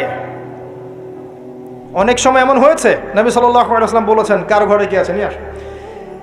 রিয়া চলে আসতে পারে মনের মধ্যে, যে আমি 10,000 দিয়েছি, মানুষ আমার নাম জানলো। রিয়া আসতে সময় লাগে না, কেমন করে আসে? আল্লাহর নবী বলেছেন সাল্লাল্লাহু আলাইহি ওয়াসাল্লাম, অন্ধকার রাতে কালো পাথরের উপরে কালো পিঁপড়া হেঁটে গেলে যেমন বোঝা যায় না, রিয়া এমনভাবে আপনার কলবে আসতে পারে। কিভাবে ঠেকাবেন আপনি? আপনি বুঝতেই পারবেন না। এই যে আপনারা সেলফি তুলতে চান, ছবি তুলতে চান, ভালোবাসেন, আমি জানি ভালোবাসেন, ভালোবাসার অতিরিক্ততা প্রদর্শন করতে চান, একটাই ভয় করি, সেটা হচ্ছে রিয়া। রিয়া বা অহংকার যদি পেয়ে বসে, তার দ্বারা দিনে কোনো খেদমত সম্ভব না। আলেমদেরকে নিয়ে, বক্তাদেরকে নিয়ে, দায়ীদেরকে নিয়ে, আল্লাহর পথের যারা মুজাহিদা করে, এদেরকে নিয়ে অতিরিক্ত মাত্রায় বাড়াবাড়ি করবেন না। আল্লাহর ওয়াস্তে অতিরিক্ত মাত্রায় বাড়াবাড়ি করবেন না। যত বেশি করবেন তত তাদের প্রতি মানুষের চোখ লাগবে, এবং চোখ লাগা সত্য, তত তাদের ভিতরে রিয়া আসতে পারে, অহংকার আসতে পারে। কারণ আমরা অত্যন্ত দুর্বল ইমানের মানুষ। আমরা যারা এই যুগে বসবাস করছি সবাই খুবই দুর্বল ইমানের মানুষ। এই জন্য রিয়া অহংকারের সুযোগ দিয়েন না। মুসাফা করেন, ওকে ফাইন, ছবি টবির সংস্কৃতি বাদ দিয়ে দেন, আমি বারবার নিষেধ করি, তারপরেও আপনার এই কাজগুলো করেন। এতে কোনো ফায়দা নাই, ক্ষতি ছাড়া কোনো উপকার নাই, ক্ষতি ছাড়া কোনো উপকার নাই। এমনকি বিনা কারণে যারা চিত্র অঙ্কন করে বা ছবি তৈরি করে, এদেরকে শাস্তি দেওয়া হবে। হাদিস আছে, ওলামায়ে কেরামকে জিজ্ঞাসা করেন, প্রাণ সঞ্চার করতে বলা হবে, যে এর মধ্যে প্রাণ ঢুকাও। এটা আমাদের সংস্কৃতি না তো। মূর্তি, ছবি, ভাস্কর্য বা যে উপাসনাগুলো করা, এগুলো আমাদের সংস্কৃতি নয়, এগুলো অন্য কালচার থেকে এসেছে। আমাদের সংস্কৃতি হচ্ছে আমল গোপন করে ফেলা, নিজেকে হাইড করা, গোপন করে রাখা। আল্লাহ পাক বোঝার তৌফিক দেখ তরুণ প্রজন্মকে। মনে কষ্ট নিবেন না, এটা বাস্তবতা। এগুলো করলে আমাদের মনের মধ্যে রিয়া অহংকার চলে আসে। আল্লাহর ওয়াস্তে আমাদেরকে মুখলেসভাবে দিনের পথে কাজ করতে দেন। শান্ত থাকেন, এত আবেগী হয়েন না, এত অতি উৎসাহী হয়েন না, শান্ত থাকেন, রিল্যাক্স থাকেন। দিনের বিজয় একদিনে এক তাকবীরে হবে না, একদিনে দিনের বিজয় হবে না। আস্তে আস্তে আস্তে আস্তে দিন এগিয়ে যাবে ইনশাআল্লাহ। আল্লাহ পাকের একটা সুন্নাহ, আল্লাহ পাকের একটা চিরন্তন সুন্নাহ হচ্ছে, হুটহাট কিছু আল্লাহ পাক করেন না। দিন থেকে রাত হয় কি ধাপ করে হয়? আস্তে আস্তে আস্তে আস্তে রাত হয়। খেয়াল করে দেখেছেন? তারপরে যখন দিন হবে, রাত আস্তে আস্তে কেটে যাবে, দিন আস্তে আস্তে আসবে। ধাপ করে সূর্যোদয় হয়? হয় না। এটা আল্লাহর সুন্নাহ, একবারে কিছু হয় না। আপনি অসুস্থ হয়েছেন, দেখবেন আস্তে আস্তে সুস্থ হবেন, খেয়াল করে দেখেন। আবার আপনি আস্তে আস্তে অসুস্থ হবেন, ধাপ করে হবেন না। আল্লাহ পাকের সুন্নাহ আছে। দিনের বিজয়ে নবী সাল্লাল্লাহু আলাইহি ওয়াসাল্লামের 23 বছর সময় লেগেছে। ধীরে ধীরে স্টেপ বাই স্টেপ হবে। অতএব অতি উৎসাহী হয়েন না, অতি আবেগী হয়েন না, কনস্ট্রাকটিভ কাজ করেন, মাথা ঠান্ডা রাখেন, অতি আবেগী হয়েন না, রিল্যাক্স থাকেন, আস্তে আস্তে দিনের কাজ করেন, ইনশাআল্লাহ দিন এগিয়ে যাবে ইনশাআল্লাহ। বেশি বেশি মানুষকে দেখাতে যায়েন না। আমার কথা শোনেন, আজকে বাংলাদেশে কয়জন কাদিয়ানি হয়েছে, কয়জন খ্রিস্টান হয়েছে আপনি কি জেনেছেন? যারা করেছে ওরা কি ফেসবুকে স্ট্যাটাস দিয়েছে, ছবি দিয়েছে, আজকে অমুককে খ্রিস্টান বানালাম, দেখেন দিয়েছে? যদি দিত তাদের কাজে তারা এখন সফল হতো না। যদি ওরা শুরু থেকে এই কাজগুলো করতো, তাদের কাজে তারা এত সফল হতো না। এখন দেখবেন কয়দিন পর কাদিয়ানীদের কনফারেন্স হবে, দেখে নিন। কয়দিন পর দেখবেন যারা খ্রিস্টান হচ্ছে তারা প্রকাশ্যে সমাবেশ করবে, প্রকাশ্যে মানুষ শিয়া হয়ে যাচ্ছে, কত কি হয়ে যাচ্ছে আপনার খবরই নাই। প্রত্যন্ত অঞ্চলগুলো ঘুরে আসে, দেখেন এগুলো দিয়ে ভর্তি হয়ে গেছে। গলায় যে রশি, এটা অলরেডি পরিয়ে টান দেওয়া শেষ, আর আমরা পরে আছি শোডাউন নিয়ে, ছবি তোলা, আপলোড দেওয়া, ভিডিও করা, এই করা। আমরা এত আবেগী কেন ভাই? যারা প্র্যাকটিক্যালি কাজ করছে ওরা এত আবেগ দিয়ে কাজ করছে না, প্র্যাকটিক্যালি কাজ করছে। দেখেন মাঠে ময়দানে কাজ করে শেষ করে ফেলছে। বিশ্বাস হচ্ছে না কথা? আপনি উত্তরবঙ্গ ঘুরে আসেন, গিয়ে দেখেন, পার্বত্য অঞ্চল ঘুরে আসেন, দেখেন। আর আমরা পড়ে আছি আইওয়া শোডাউনে। একটা লেকচার দিলে মনে হয় যে সারা জগতের মানুষকে জানাতে না পারলে ভালো লাগে না। গাড়ির থেকে নামবো, সারা দেশের মানুষ দেখুক আমি গাড়ি থেকে নামছি, ঠিক আছে? একজন ভাইকে পেয়েছি, সেলফি ফেসবুক তুলে, মানে একাকার অবস্থা, দেখুক সারা দেশের মানুষ যে উনি এসেছে স্টেজে। এতে করে উম্মার উপকার যতটুকু না করলেন, ক্ষতি করে ফেলেছে। এটা আপনারা বুঝতে পারছেন না। যাই হোক, আমি আশাও ছেড়ে দিয়েছি অনেক অংশে যে আপনারা বুঝবেন। বিশ্বাস করেন, মন থেকে অনেকটা আশাও ছেড়ে দিয়েছি যে আপনারা বুঝবেন। মাঝে মাঝে অবস্থা আমার এমন হয়ে যাচ্ছে। তারপরে দোয়া করি আল্লাহ পাক সবার মধ্যে সদ্বুদ্ধির উদ্ভব ঘটাক, আপনাদেরকে স্মার্ট মুসলিম হওয়ার তৌফিক দান করুন। ভিতরে ভিতরে আপনি আত্মশুদ্ধি অর্জন করেন, ব্যক্তি জীবনটা শুদ্ধ করেন, পরিবার ঠিক করেন, পড়াশোনা করেন, হালাল রিজিকের দিকে ফোকাস করেন, আলেম ওলামা সোহবতে যান, দিন শেখান, চর্চা করেন, প্রচার করেন। আস্তে আস্তে দিন আগাবে ইনশাআল্লাহ তাআলা। আল্লাহ পাক কি বলেছেন? ইউরিদুনা লিইউতফিউ নূরাল্লাহ, তারা চায় আল্লাহর নূরকে। আল্লাহর নূর মানে এখানে ইসলাম, একে মুখের ফুৎকার দিয়ে নিভিয়ে ফেলতে। কিন্তু আল্লাহু ইউতিম্মু নূরাহু ওয়ালাউ কারিহাল কাফিরুন, আল্লাহ পাক তার নূরকে প্রজ্বলিত করবেন যদিও কাফেররা তা পছন্দ করবে না। হুয়াল্লাযী আরসালা রাসূলাহু বিল হুদা ওয়া দীনিল হক লিইয়ুযহিরাহু আলা দীনি কুল্লিহি, তিনি সে আল্লাহ যিনি তার রাসূলকে পাঠিয়েছেন দ্বীনে হক সহ এবং হেদায়েত সহ, যাতে করে ইসলাম অন্য সমস্ত দ্বীনের উপর বিজয়ী হতে পারে। ওয়ালাউ কারিহাল মুশরিকুন, যদিও মুশরিকরা এটা পছন্দ করবে না। এটা আল্লাহ পাক করবেন। কখন করবেন? যখন আপনি আপনার কাজ দায়িত্ব পালন করবেন। ইন তানসুরুল্লাহ ইয়ানসুরকুম, আর যদি আমরা আল্লাহকে ভুলে যাই, নাসুল্লাহ ফানাসিয়াহুম, আমরা ভুলে গেলে আল্লাহও ভুলে যাবেন। আল্লাহ তো ওয়াদা করেছেন যে আনতুমুল আলাউনা ইন কুনতুম মুমিনিন, তোমরা যদি মুমিন হতে পারো আল্লাহ তোমাদেরকে বিজয় দিবেন। ওয়ালা তাহিনু ওয়ালা তাহজানু, হীন বলা হয় না, দুশ্চিন্তাও করো না। আল্লাহ তো ওয়াদা করেছেন। দুই ব্যক্তি নিজে পরস্পরকে আল্লাহর সন্তুষ্টির জন্য ভালোবাসে, আরো সে আজিমা ছায়া পাবে। গোপনে দান খয়রাত করে, আরো সে আজিমা ছায়া পাবে। 6 নাম্বার কে? 6 নাম্বার কে?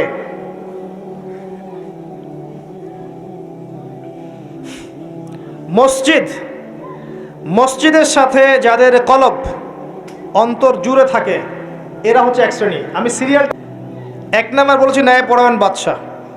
2 নাম্বার যুবক, যার যৌবনকালটা আল্লাহর পথে সে কাটিয়ে দিয়েছে।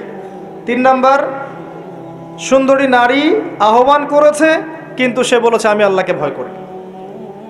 দান খয়রাত করেছে এত গোপনভাবে, ডান হাত বাম হাত জানে না ডান হাত কি দান করেছে।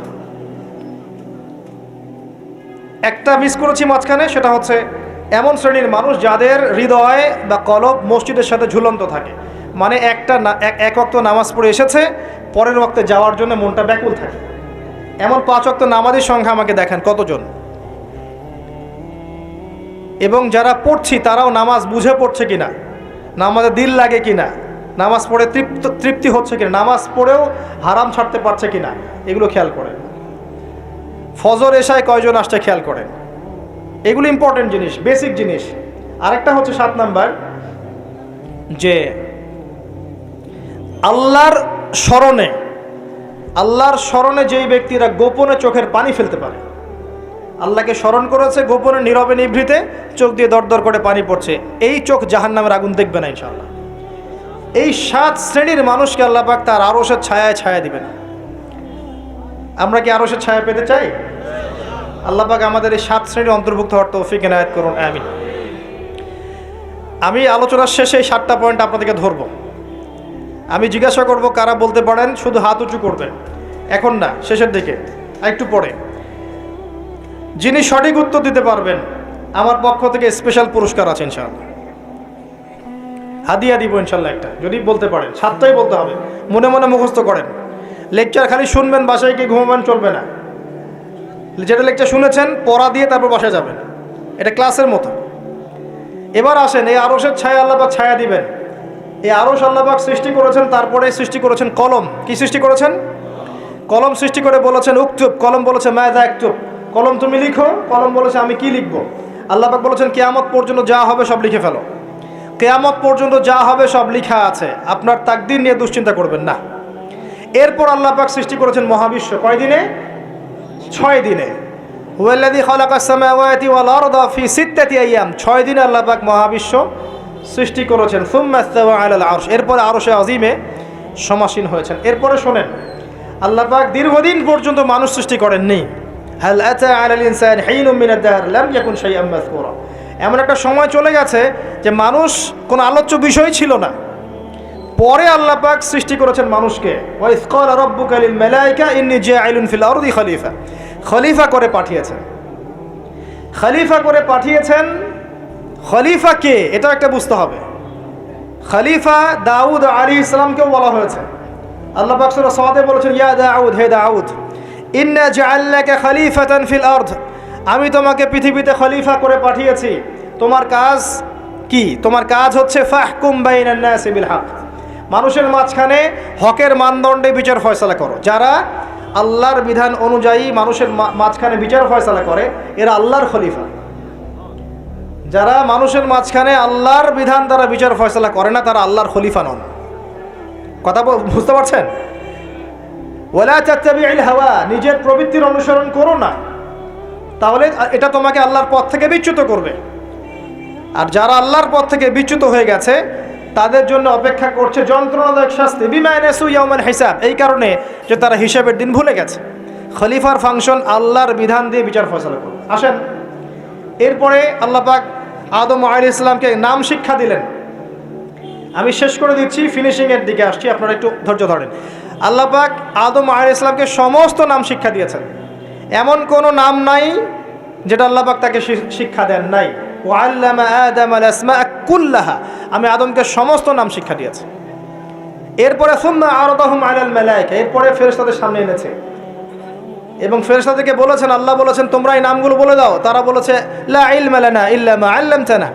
আল্লাহ পাক আদমকে বলেছেন আলাইহিস সালাম তুমি নামগুলো বলে দাও। এরপর তিনি সমস্ত নাম বলে দিয়েছেন। আল্লাহ পাক তারপরে বলেছেন আলাম আকুল লাকুম ইন্নী আ'লামু গায়বাস সামাওয়াতি ওয়াল আরদ ওয়া আ'লামু মা তুবদুনা ওয়া মা কুনতুম তাকতুমুন। আল্লাহ পাক এরপরে গিয়ে বলছেন ওয়া ইয কুলনা লিল মালাইকাতি ইসজুদু লি আদম, এই যে জ্ঞানের কারণে আল্লাহ পাক সম্মানিত করেছেন, এখন বলছেন সেজদা করো। কি কারণে আমরা সম্মানিত বলেন তো? জ্ঞানের কারণে। অতএব জ্ঞান চর্চা আমাদের প্রথম কাজ। ইকরা বিসমি রাব্বিকাল্লাযী খালাক, প্রথমে জ্ঞান, আগে পড়েন তারপর লিখেন, জ্ঞান চর্চা। জ্ঞানের কারণে সম্মানিত হয়েছে। তারপরে আল্লাহ পাক সেজদা করিয়েছেন। ফাসাজাদু, সবাই সেজদা করেছে, কে বাদ দিয়ে?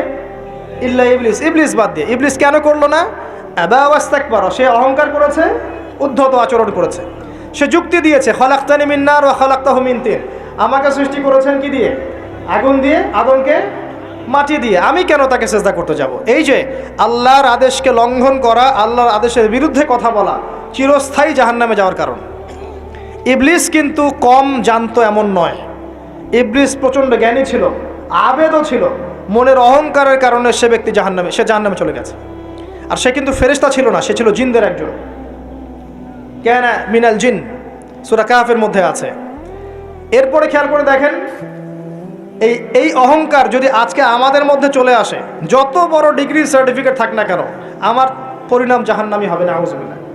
যার হৃদয়ের মধ্যে যাররা পরিমাণ অহংকার থাকবে আল্লাহ পাক তাকে জান্নাত দিবেন না। অহংকার আল্লাহর চাদর। অহংকার কার চাদর? আল্লাহর চাদর। আল্লাহর চাদর নিয়ে টানাটানি করলে আল্লাহ পাক জান্নাত দিবেন না। অহংকার কাকে বলে? অতরুল হক ওয়া গমতুন নাস, সত্যকে প্রত্যাখ্যান করা আর অন্য মানুষকে তুচ্ছ তাচ্ছিল্য করা, এটা হচ্ছে অহংকারের নিদর্শন। আপনার ড্রেসটা সুন্দর হোক, কাপড় সুন্দর হোক, এগুলো অহংকারের নিদর্শন নয়। আল্লাহ পাক জামিল ইউহিব্বুল জামাল, আল্লাহ পাক সুন্দর, তিনি সৌন্দর্য পছন্দ করেন। এটা সমস্যা না, অন্যকে তুচ্ছ তাচ্ছিল্য করলে অহংকার হবে। আমি মূল পয়েন্টে আসছি। দেখেন, আদম আলাইহিস সালামকে আল্লাহ পাক জান্নাতে রাখলেন এবং তার সঙ্গিনী হিসেবে তিনি হাওয়া আলাইহিস সালামকে সৃষ্টি করলেন। কথা বুঝতে পারছেন? কি কারণে সৃষ্টি করলেন?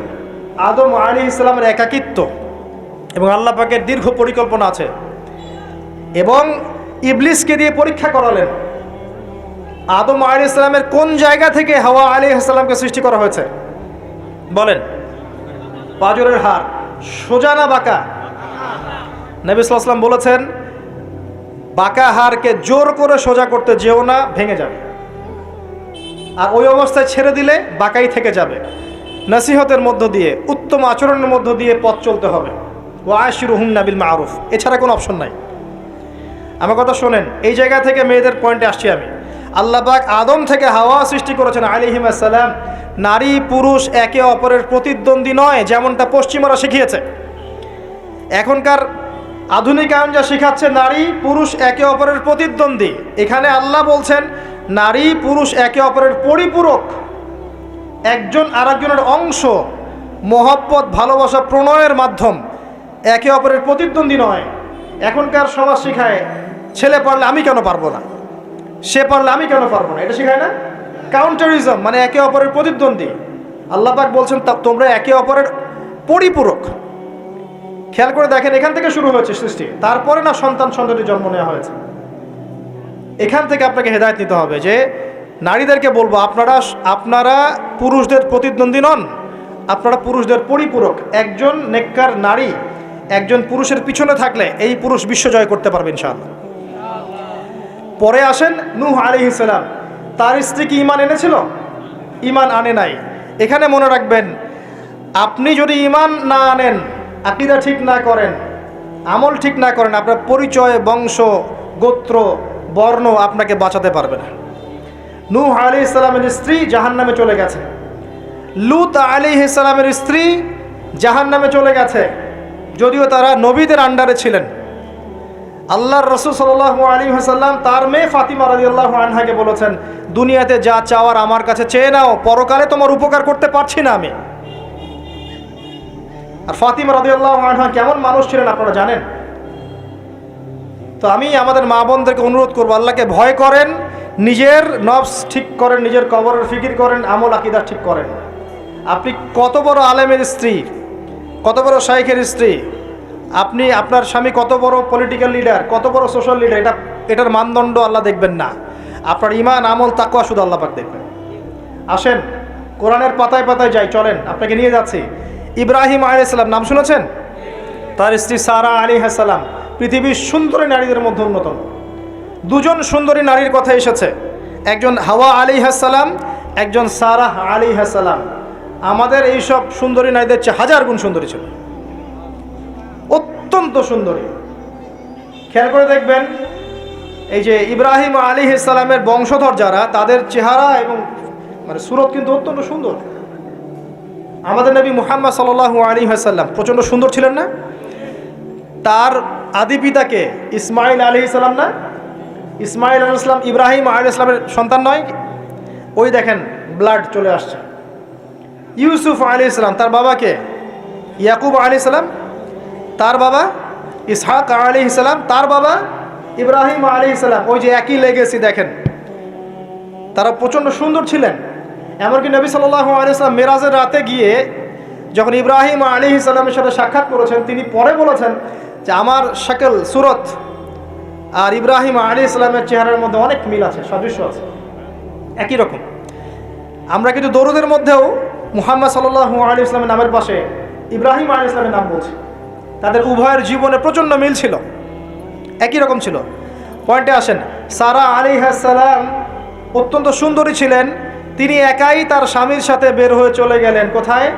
ওই যে প্যালেস্টাইন, যেটা এখন দখল করে রেখেছে এই জিউসরা। তার সাথে কেউ নাই, ইব্রাহিম আলাইহিস সালামের সাথে পরিবার নাই, সমাজ নাই, কেউ নাই। তার স্ত্রী আছে। একজন নেককার স্ত্রী সাথে থাকলে স্বামী বিশ্ব জয় করতে পারবে। এই জায়গায় আমি ছেলে মেয়ে সবার জন্য হেদায়েতের কথা বলছি।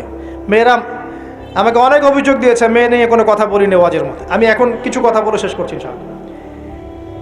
সারা আলাইহিস সালাম যখন যাচ্ছেন, একজন লম্পট রাজা, মনে আছে, লম্পট একজন বাদশা তাকে ভোগ করতে চেয়েছিল, তুলে নিয়ে কিডন্যাপ করেছে। এই সময় ইব্রাহিম আলাইহিস সালাম মাজুর ব্যক্তি, নামাজে দাঁড়িয়ে গেছেন, আল্লাহর কাছে সাহায্য চাচ্ছেন। এটাই নবীগণের সুন্নাহ, কোনো সমস্যায় পড়লে নামাজে দাঁড়িয়ে যেতেন। আর আমরা এখন সমস্যায় পড়লে হাউমাউ শুরু করি, তাই না? আর এদিকে সারা আলাইহিস সালাম আল্লাহর কাছে দোয়া করছেন, আল্লাহ তুমি যদি জেনে থাকো আমি আমার সতীত্ব আমার স্বামী ছাড়া অন্য কাউকে দেই নাই, তাহলে আজকে এই জালেমের হাত থেকে আমাকে রক্ষা করো। হাত বাড়াতে না বাড়াতেই তার হাত অবশ্যই পড়ে গেছে। সুবহানাল্লাহ। তিনবার চেষ্টা করেছে, তিনবার বেহুশ হয়ে পড়ে গেছে। এই সারা আলাইহিস সালামের মতো সতীত্ব রক্ষাকারী জেনারেশন কি এখন আছে? এখন তো নিজের সতীত্ব বিলিয়ে দিতে পারলে বাঁচে। এমনকি কেউ যদি নাও নেয় সতীত্ব, দেখা যায় যে নগ্ন ছবি তুলে ইমো, ফেসবুক, হোয়াটসঅ্যাপে আপলোড দিয়ে শেষ করে ফেলছে, তাই করছে না? ভিডিও কলে প্রেম হচ্ছে, আপনার এই যে গার্লফ্রেন্ড বয়ফ্রেন্ডের সাথে কফি খাচ্ছে, বিছানায় যাচ্ছে, ডেটিং করছে। বিয়ের আগে সব শেষ, বিয়ের পরে যখন এরা কোনো ঘরে যাবে, ওই ঘরে কি সুখ আসবে, শান্তি আসবে?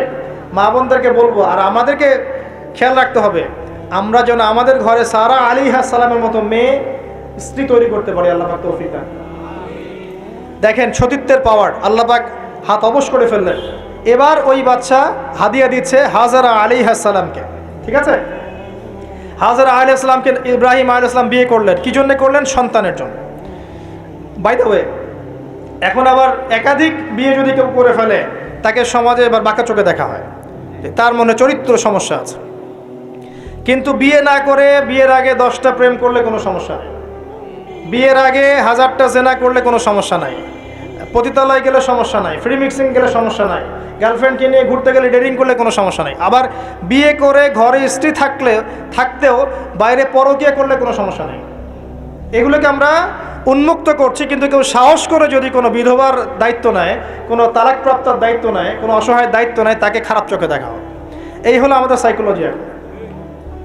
অথচ আল্লাহ পাক এই বিধানটা দিয়েছেন কোরআন এবং সুন্নাহয়। যাই হোক, তার জন্য শর্ত আছে, শর্ত পূরণ না হলে করবেন না, কখনো ফরজ নয়। কিন্তু কেউ যদি শর্ত পূরণ করে করতে পারে, তাকে ডিসকারেজ কেন করতে যাবেন? সমাজ চেঞ্জ হয়ে গেছে।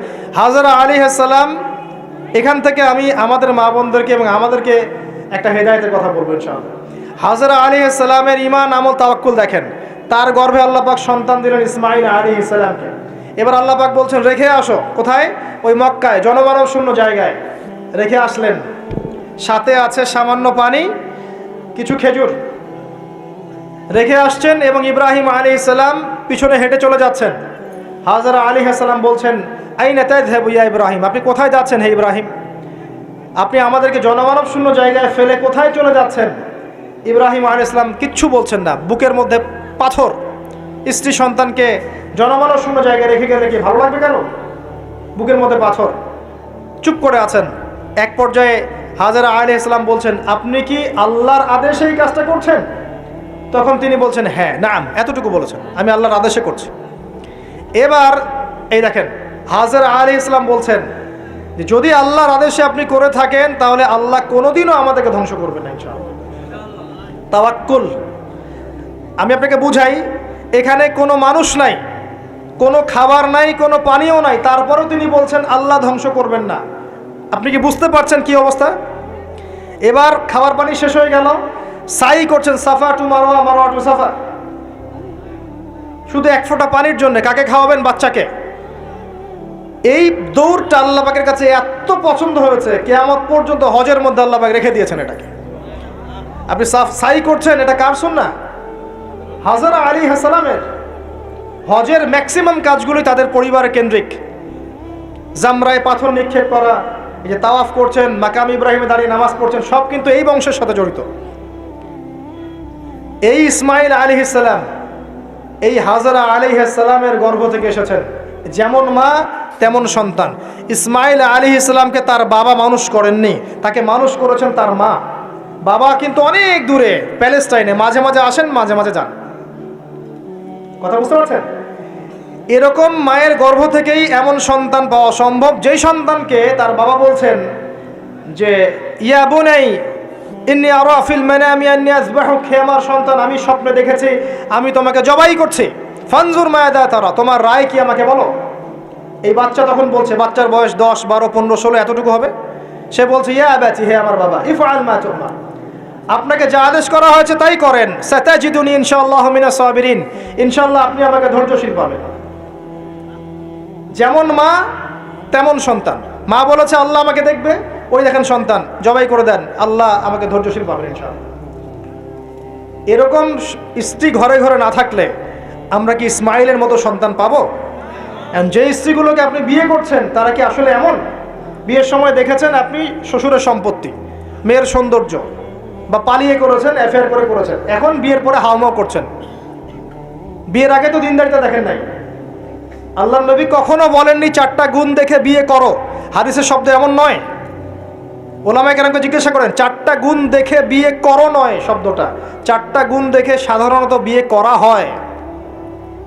4টা গুণ দেখে সাধারণত বিয়ে করা হয়, সম্পদ, সৌন্দর্য, বংশ, দিনদারিতা।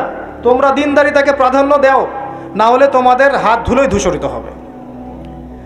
এখন দেখা যায় দিনী ভাইরা দিনদার ক্যাটরিনা কাইফ খুঁজতেছে, দিনদার মেয়ে চাই কিন্তু সুন্দরী লাগবে আবার। কেন? একটু অসুন্দর হলে আপনার চলবে না? আপনার স্ত্রীর কাছে যা আছে অন্য মেয়ের কাছে তাই আছে, এর বাইরে কিছু নাই। আর 2 দিন পরে, 1 বছর, 2 বছর, 3 বছর পরে, 5 বছর পরে গিয়ে দেখবেন সব সমান হয়ে গেছে। এই দেহের সৌন্দর্য থাকবে না। মনে তাকওয়া থাকলে, আল্লাহওয়ালা স্ত্রী হলে আপনি দুনিয়াতে জান্নাতে থাকবেন ইনশাআল্লাহ।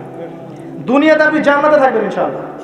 আর যদি ঘরে একটা বদকার স্ত্রী থাকে তাহলে আপনার দুনিয়ায় জাহান্নাম, দুনিয়া জাহান্নাম। অতএব বিয়ের সময় খুব কেয়ারফুল থাকবেন, আপনি দিনদার মেয়েকে প্রাধান্য দেন। এবং মেয়েদেরকেও বলবো, দিনদার ছেলে ছাড়া বিয়ে করে না। অনেক বড় চাকরি করে, অনেক বড় ব্যবসা করে, এটা সেটা, নামাজ পড়ে না, এগুলো দেখছেন না, সুদের চাকরি করে, ঘুষ খায়, আপনি রাজি হয়ে যাচ্ছেন, এরপরে গিয়ে পস্তাচ্ছেন যে হুজুর আমার সংসারে অশান্তি, এটা সেটা।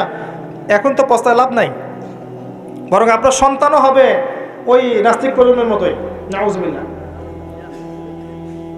আমরা দুনিয়ার স্বার্থ খুব ভালো চিনি, দুনিয়ার স্বার্থকে ত্যাগ করে দিনকে অগ্রাধিকার দেন, আল্লাহ পাক কবুল করবে ইনশাআল্লাহ। এই হলো ইসমাইল আলাইহিস সালামের মা। তিনি যেমন সন্তান তেমন এখানে আমাদের জন্য আদর্শ আছে। এখনও যদি আমরা দিনের বিজয় চাই, প্রত্যেক পরিবারের কর্তাকেও হতে হবে ইব্রাহিমের মতো আলাইহিস সালাম, প্রত্যেক পরিবারের সন্তানদেরকে হতে হবে ইসমাইলের মতো আলাইহিস সালাম, প্রত্যেক পরিবারের মা বোনদেরকে হতে হবে হাজরা সারার মতো, তবে আদর্শ পরিবার হবে ইনশাআল্লাহ। আল্লাহ পাক আমাদের সবার পরিবার এমন করে দিন, আল্লাহুম্মা আমিন। এবং এটা অসম্ভব কিছু না, এটা সম্ভব। এটা করতে গেলে আপনাকে সরকার প্রশাসন বাধা দিবে না, আপনাকে পিটাবে না, কিচ্ছু করবে না, এটা আপনার উপরে। এটা আপনি করতে পারেন, এই ইসলাহ সংশোধন আপনি করতে পারেন, চেষ্টা করেন, আল্লাহ পাক তৌফিক এনায়েত করুন। আর কয়েকটা আমি নসিহত করে শেষ করছি মেয়েদের জন্যে। সেটা হচ্ছে, এর পরে চলে আসেন মারিয়াম আলাইহিস সালাম। তার সতীত্ব এত পবিত্র ছিল, আল্লাহ পাক তাকে মিরাকেল বানিয়েছেন, তার গর্ভে ঈসা ইবনে মারইয়ামকে জন্ম দিয়েছেন। খেয়াল করে দেখেন, ফেরাউন, মনে আছে ফেরাউন? তার ঘরে একজন ইমানদার মহিলা ছিল না? নবী সাল্লাল্লাহু আলাইহি ওয়াসাল্লাম মেরাজে গিয়েছেন, সেখানে দেখেছেন বেশিরভাগ অধিবাসী জাহান্নামে নারী। এর মধ্যেও তিনি একটা সুগন্ধ পাচ্ছেন জান্নাতের। তিনি জিজ্ঞাসা করলেন, এই সুগন্ধ কোত্থেকে আসছে? তখন জিবরাইল আলাইহিস সালাম তাকে জানিয়ে দিলেন, এটা ফেরাউনের সেই যে দাসী যাকে ফেরাউন হত্যা করেছিল ঈমানের কারণে, ওর ঘর থেকে, জান্নাতের সেই ঘর থেকে সুগন্ধ আসছে। ফেরাউনের ঘরেও মুমিনা নারী থাকতে পারে, তাহলে আমাদের ঘরে থাকতে পারে না? থাকতে পারে। ফেরাউনের ঘটনা মনে পড়লো যে মূসা আলাইহিস সালাম, তার মা সন্তানকে ভাসিয়ে দিয়েছিলেন না সিন্ধুকে, মনে আছে? আল্লাহ পাক ওই সন্তানকে তার কোলে আবার ফিরিয়ে দিয়েছেন, মনে আছে? এখানে একটা শিক্ষা আছে। প্রিয় মা বোনরা, আপনারা যদি আপনাদের সন্তানকে আল্লাহর পথে দেন, আল্লাহ পাক আপনার চক্ষু শীতল করে দিবেন ইনশাআল্লাহ। ওই সন্তানকে ঘুরিয়ে এমন একটা অবস্থান দিয়ে আপনার কাছে নিয়ে আসবেন, আপনি ওকে দেখে পরিতৃপ্ত হয়ে যাবেন ইনশাআল্লাহ। এখানে নসিহত আছে। তিনি ভাষাতে পারছিলেন না, মন কাঁদছিল, আল্লাহ পাক মনটাকে কিন্তু নরম করেছেন, শক্ত করেছেন, মনটা শক্ত করেছেন। তারপরে আল্লাহ পাক ওখানে একটা ইলহাম করেছেন, তিনি ভাসিয়ে দিয়েছেন। তারপরে আল্লাহ পাক ওই সন্তানকে আবার তার কোলে ফিরিয়ে দিয়েছেন দুধ পান করানোর জন্যে। ঘটনাটা পড়ে দেখেন। আপনি যদি আপনার সন্তানকে আল্লাহর পথে দেন, আপনার সন্তানকে যোগ্য করে আল্লাহ আপনার সামনে নিয়ে এসে দাঁড় করিয়ে দেবেন ইনশাআল্লাহ। আপনি দেখে চোখ শীতল করে ফেলবেন, আল্লাহর উপর ভরসা রাখেন। মুসা আলাইহিস সালামের কথা একটা ঘটনা মনে পড়লো। তিনি যখন ওই যে ঘুষি দিয়ে একজন মরে গেছে, তিনি চলে গেলেন ওই কওমে শুআইব মাদিয়ানে, সেখানে গিয়ে বসে আছেন এবং দেখছেন দুইজন মেয়ে পানি আনার জন্য এসেছে, তাই না? পানি আনতে পারছে না, তিনি গিয়ে হেল্প করলেন। এই মেয়ে দুটো গিয়ে শুআইব আলাইহিস সালামকে বললেন যে হুয়া রাজুলুন কাউইউন আমিন, একজন ব্যক্তিকে দেখেছি সে খুব কাউই, শক্তিশালী এবং আমিন, বিশ্বস্ত। শুআইব আলাইহিস সালাম পাঠালেন তাকে ডেকে নিয়ে আসো। এবার এই যে মেয়েটা হেঁটে হেঁটে আসছে, এদিকে মুসা আলাইহিস সালাম গাছের আড়ালে বসে দোয়া করছেন, রব্বি ইন্নী লিমা আনজালতা ইলাইয়া মিন খায়রিন ফাকির। এই মেয়ে হেঁটে হেঁটে এসে মুসা আলাইহিস সালামকে বলছেন, আমার বাবা আপনাকে ডাকছেন। এই মেয়েটার হেঁটে হেঁটে আসাটাকে আল্লাহ পাক সূরার মধ্যে বলেছে যে এই মেয়েটা লাজুক পায়ে হেঁটে হেঁটে এসেছে। কিভাবে? লাজুক ভঙ্গিতে সে হেঁটে হেঁটে এসে বলেছে, আমার বাবা আপনাকে ডাকছেন। কথা বুঝতে পারছেন? এই লজ্জাশীলতা এখনকার মেয়েদের মধ্যে আপনি আমাকে দেখান। এই লাজুক ভঙ্গিতে হেঁটে আসা মেয়েদের যে হাঁটাটাও পর্দা, মেয়েদেরকে কে বুঝাবে হাঁটার মধ্যেও পর্দা আছে? কে বুঝাবে যে গলার ভয়েসে পর্দা আছে, চোখের চাহনিতে পর্দা আছে?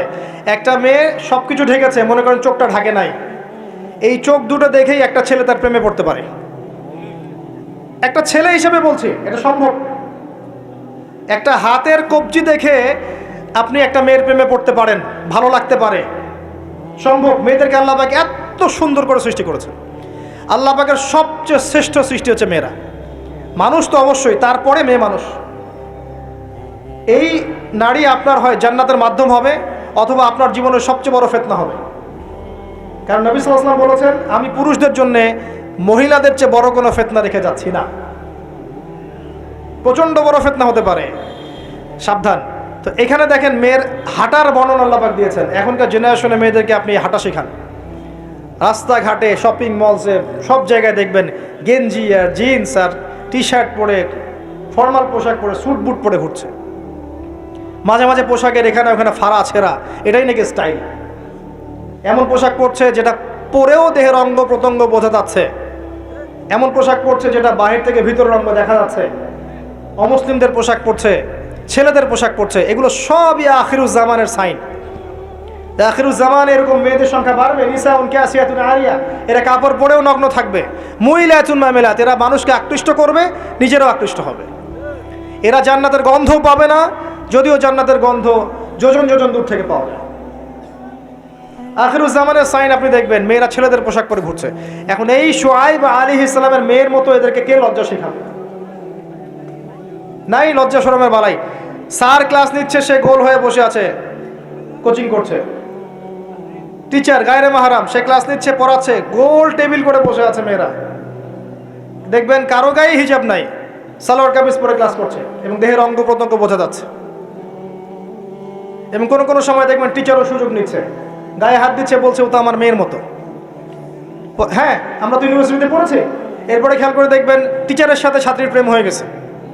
কত মেয়ে যে রেপের শিকার হচ্ছে, মুখ ফুটে বলে না। যে কয়টা খবর আসে পেপার পত্রিকা, এগুলো খুব নগণ্য খবর, বাস্তবতা আরও অনেক কঠিন, পরিসংখ্যান অনেক বেশি, অনেক বেশি। মেয়েরা তো আর মুখ ফুটে বলবে না আমার সাথে এরকম অন্যায় করা হয়েছে। কিছু কিছু মেয়ে যখন বলে তখন আপনি খবর পান। অনেক মেয়ে প্রাইমারি স্কুল থেকেও, তারা প্রাইমারি লেভেল থেকে একদম বয়স যখন 10-15 এখান থেকে শুরু করে কলেজ পর্যন্ত ধর্ষণের শিকার হয়েছে, রেপের শিকার হয়েছে, গার্লফ্রেন্ড বয়ফ্রেন্ডের দ্বারা বা টিচারের দ্বারা, কোনো কোনো ক্ষেত্রে চলতে ফিরতে গুন্ডা মাস্তানের দ্বারা। এটা হচ্ছে ফ্রি মিক্সিং এর কারণে।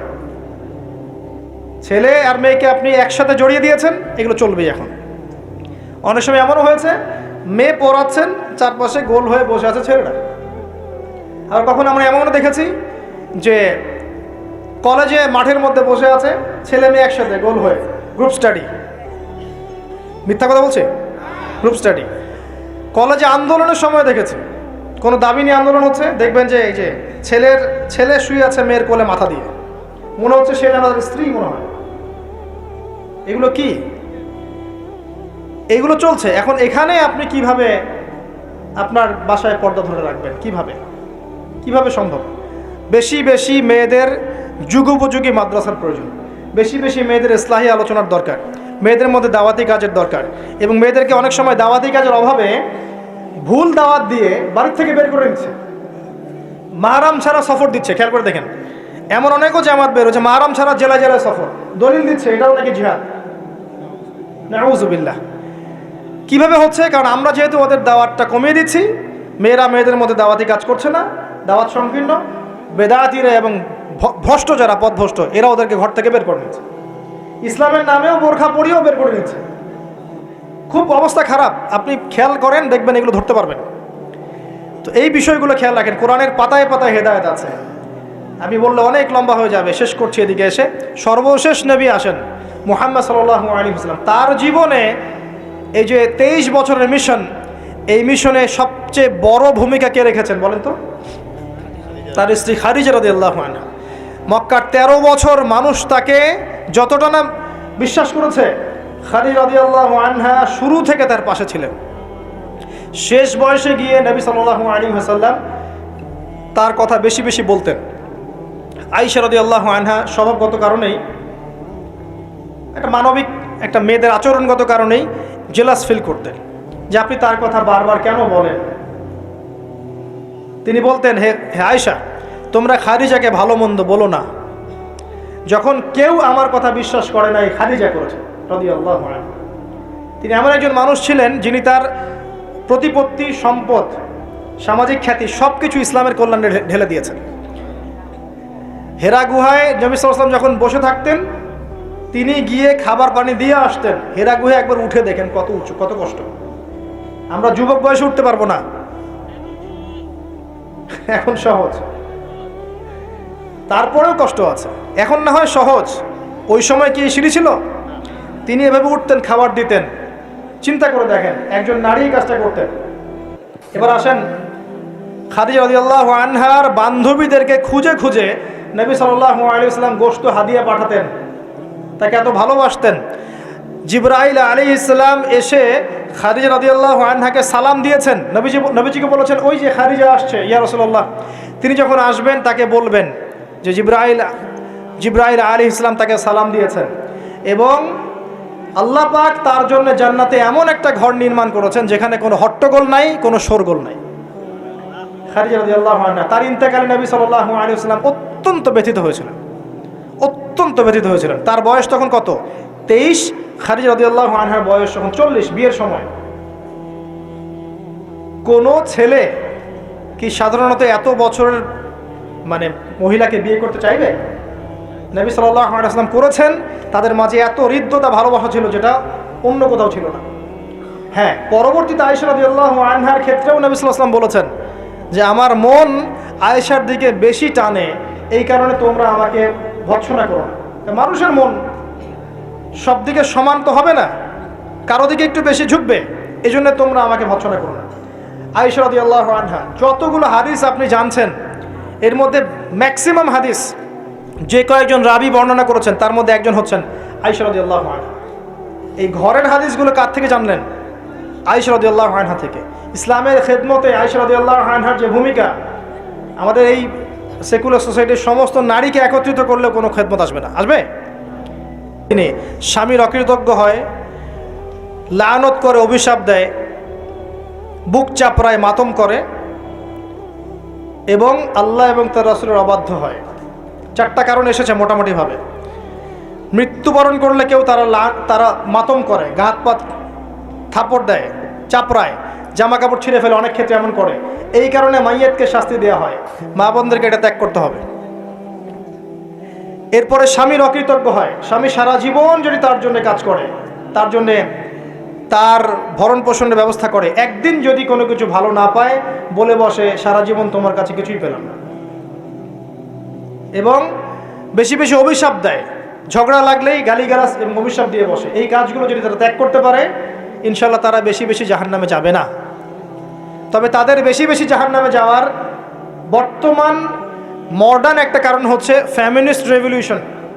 ভালো করে শোনেন, ফ্যামিনিস্ট রেভলিউশন সেই কারণ যার কারণে এখনকার নারীদেরকে আপনি বাসায় রাখতে পারছেন না পর্দায়। এর কারণে মেয়েরা বাইরে বের হয়ে যাবে, ফ্রি মিক্সিংয়ে যাবে, পর্দা ছেড়ে দিবে, নামাজ কালাম দেখবেন ঠিক ঠিকানা নাই, দেখবেন দিনের জ্ঞান অর্জন করবে না, বেশি বেশি হারাম রিলেশনশিপে লিপ্ত হবে, জেনা বাড়বে, ধর্ষণ বাড়বে, পরকীয়া বাড়বে, আস্তে আস্তে তারা জাহান্নামে। এটা হচ্ছে ফলাফল। এটাই সেই কারণ যার কারণে বেশিরভাগ নারী জাহান্নামে যাবে। খুব সতর্ক থাকবেন। কোনো কোনো ক্ষেত্রে দেখা যায় সামান্য দুনিয়ার স্বার্থে তারা নগ্ন হয়ে মডেলিং করতেও দ্বিধাবোধ করছে না, নগ্ন হয়ে ফিল্মগুলোতে কাজ করতেও দ্বিধাবোধ করছে না, ইজ্জত বিলিয়ে দিয়ে টাকা কামাই করতে দ্বিধাবোধ করছে না। কোনো কোনো ক্ষেত্রে দেখা যায় এগুলোকে তাদের ব্রেন ওয়াশ করা হয়েছে, এগুলো সামাজিক সোসাইটির মধ্যে এগুলো আপনার ডিগনিটির মাধ্যম, সম্মানের মাধ্যম, এগুলো বলা হচ্ছে। এই বিষয়গুলো খেয়াল রাখবেন, এই বিষয়গুলো খেয়াল রাখবেন আল্লাহর ওয়াস্তে। এইগুলো সম্মানের মানদণ্ড নয়। সম্মানের মানদণ্ড আপনার ঈমান, আমল, তাকওয়া এবং আপনার সতীত্ব। একবার সতীত্ব চলে গেলে কখনো ফিরে আসবে না। আল্লাহ পাক বোঝার তৌফিক দান করুন। আর সর্বশেষ কথা হচ্ছে, এই উম্মতের নারীদের জন্যই নবী সাল্লাল্লাহু আলাইহি ওয়াসাল্লাম 4টা কাজের সুসংবাদ দিয়েছেন। 4টা কাজ করতে পারলেই জান্নাতের যে কোনো দরজা দিয়ে ইচ্ছা তারা প্রবেশ করতে পারবে। বাসায় গিয়ে এই হাদিসটা শুনিয়ে দিয়েন। 1 নাম্বার, তারা যদি 5 ওয়াক্ত নামাজ পড়তে পারে, 5 ওয়াক্ত নামাজ টাইম টু টাইম পড়তে পারে। 2 নাম্বার, তারা যদি রমজান মাসে সওম রাখতে পারে। 3 নাম্বার, তারা যদি লজ্জাস্থানের হেফাজত করতে পারে, মানে পর্দা করতে পারে। এখানে আমি খাস পর্দা বোঝাচ্ছি, ডিজিটাল পর্দা বোঝাচ্ছি না, খাস পর্দা বোঝাচ্ছি। পোশাক এমন হবে না যেটা পরলে শরীরের কাঠামো বোঝা যায়, এমন পোশাক চলবে না। পোশাক এমন হবে না যেটা পরলেও বাহির থেকে ভিতরের অঙ্গ দেখা যায়। পোশাক এমন হবে না যেটা অমুসলিমদের সাথে সাদৃশ্য আছে। আর পোশাক এমন হবে না যেটা পুরুষদের পোশাক। তারা যদি তাদের লজ্জাস্থানকে হেফাজত করতে পারে। আর 4 নাম্বার, যদি স্বামীর আনুগত্য করতে পারে। এই 4টা কাজ যে নারী করতে পারবেন, ইনশাআল্লাহ জান্নাতের যে কোনো দরজা দিয়ে ইচ্ছা প্রবেশ করতে পারবেন ইনশাআল্লাহ তাআলা। আমরা পারিবারিক ক্ষেত্রে স্বামীদেরকে অনুরোধ করব, আমাদের অনেক দোষ আছে, স্বামী ভাই পিতাদেরকে অনুরোধ করব যে মেয়েদেরকে ছোটবেলা থেকে পড়াশোনা শেখান। কন্যা সন্তান হলে মুখটা কালো করার দরকার নাই। তারা আমাদের বোঝা নয়, বরং তারাই দেখবেন ওমর, খালিদ, ওসমান, আলীর মতো সন্তান জন্ম দেবে ইনশাআল্লাহ আযজা ওয়া জাল্লা। তাদের গর্ভ থেকেই সন্তান জন্ম হবে ইনশাআল্লাহ। সন্তান মেয়ে হলে মুখটা কালো করার প্রয়োজন নেই। আমরা ওদেরকে দিন শিক্ষা দিব, উপযুক্ত পরিবেশ দিব, নিরাপত্তা দিব, নিরাপদ পরিবেশে দিন শেখার ব্যবস্থা করব। এটা আমাদের উপর দায়িত্ব। তাদেরকে সম্পত্তির অধিকার দিতে হবে, এটা আমাদের উপর দায়িত্ব। জুলুম করা যাবে না, তাদের উপর জুলুম করা যাবে না। তাদের ব্যাপারটা, ফিতরতটা হচ্ছে তারা একটু বক্র হবে। তাদের ফিতরত, তাদের চরিত্র স্বভাব হচ্ছে তারা একটু বক্র হবে। এটাকে মেনে নিয়েই চলতে হবে। ফিতরত এটা ওদের, তারা বক্র হবে। আপনাকে আমাকে মেনে নিয়েই চলতে হবে। আল্লাহ পাক তৌফিক দান করেন। এটা এই জায়গায় শয়তান এসে সুযোগ খুঁজবে, এই জায়গায় শয়তান এসে সুযোগ খুঁজবে। এখানেই সবরের পরিচয় দিতে হবে। আল্লাহ পাক তৌফিক দান করেন। তাদের দিন শিক্ষা নিশ্চিত করার পর আমলের এখতিয়ার দিতে হবে। সারাদিন ওদেরকে দুনিয়ার কাজে ব্যস্ত করে রাখবেন না। আমরা ওদের উপর যত কাজের চাপ দিয়ে রাখি, এই কাজগুলো করার পর আমল করার ওদের ফুরসত থাকে না। কাজের চাপ কমিয়ে দেন। এতগুলো তরকারি কেন রান্না করতে হবে? 1টা 2টা করলেই তো এনাফ। সময় দেন, ওদেরকে সময় দেন। প্রতি বেলায় কেন চুলায় হাঁড়ি চলাতে হবে? নবী সাল্লাল্লাহু আলাইহি ওয়াসাল্লামের তো বাড়িতে 3 মাস কখনো চুলাই জ্বলে নাই। পরপর 2 বেলা তিনি কখনো পেট ভরে খাননি। আমাদের প্রত্যেক বেলায় কেন এত রান্না করতে হবে? ওদেরকে এত ব্যস্ত রাখবেন কেন? সময় দেন, পড়াশোনা করতে দেন, তালিম করতে দেন। 1 বেলা রান্না করেন, 3 বেলা খান। ওরা এত মার্কেটে ঘুরবে কেন? আমরা কি মরে গেছি নাকি? আমরা মাসের বাজার করে দেবো। 1 মাসের বাজার আগেই করা শেষ, বাসায় থাকো। মাসের বাজার করে ফেলবে। রমজান আসছে, রমজান আসার আগেই সব শপিং শেষ। রমজান মাস আসার আগেই রমজান এবং ঈদের সব শপিং শেষ করে ফেলেন।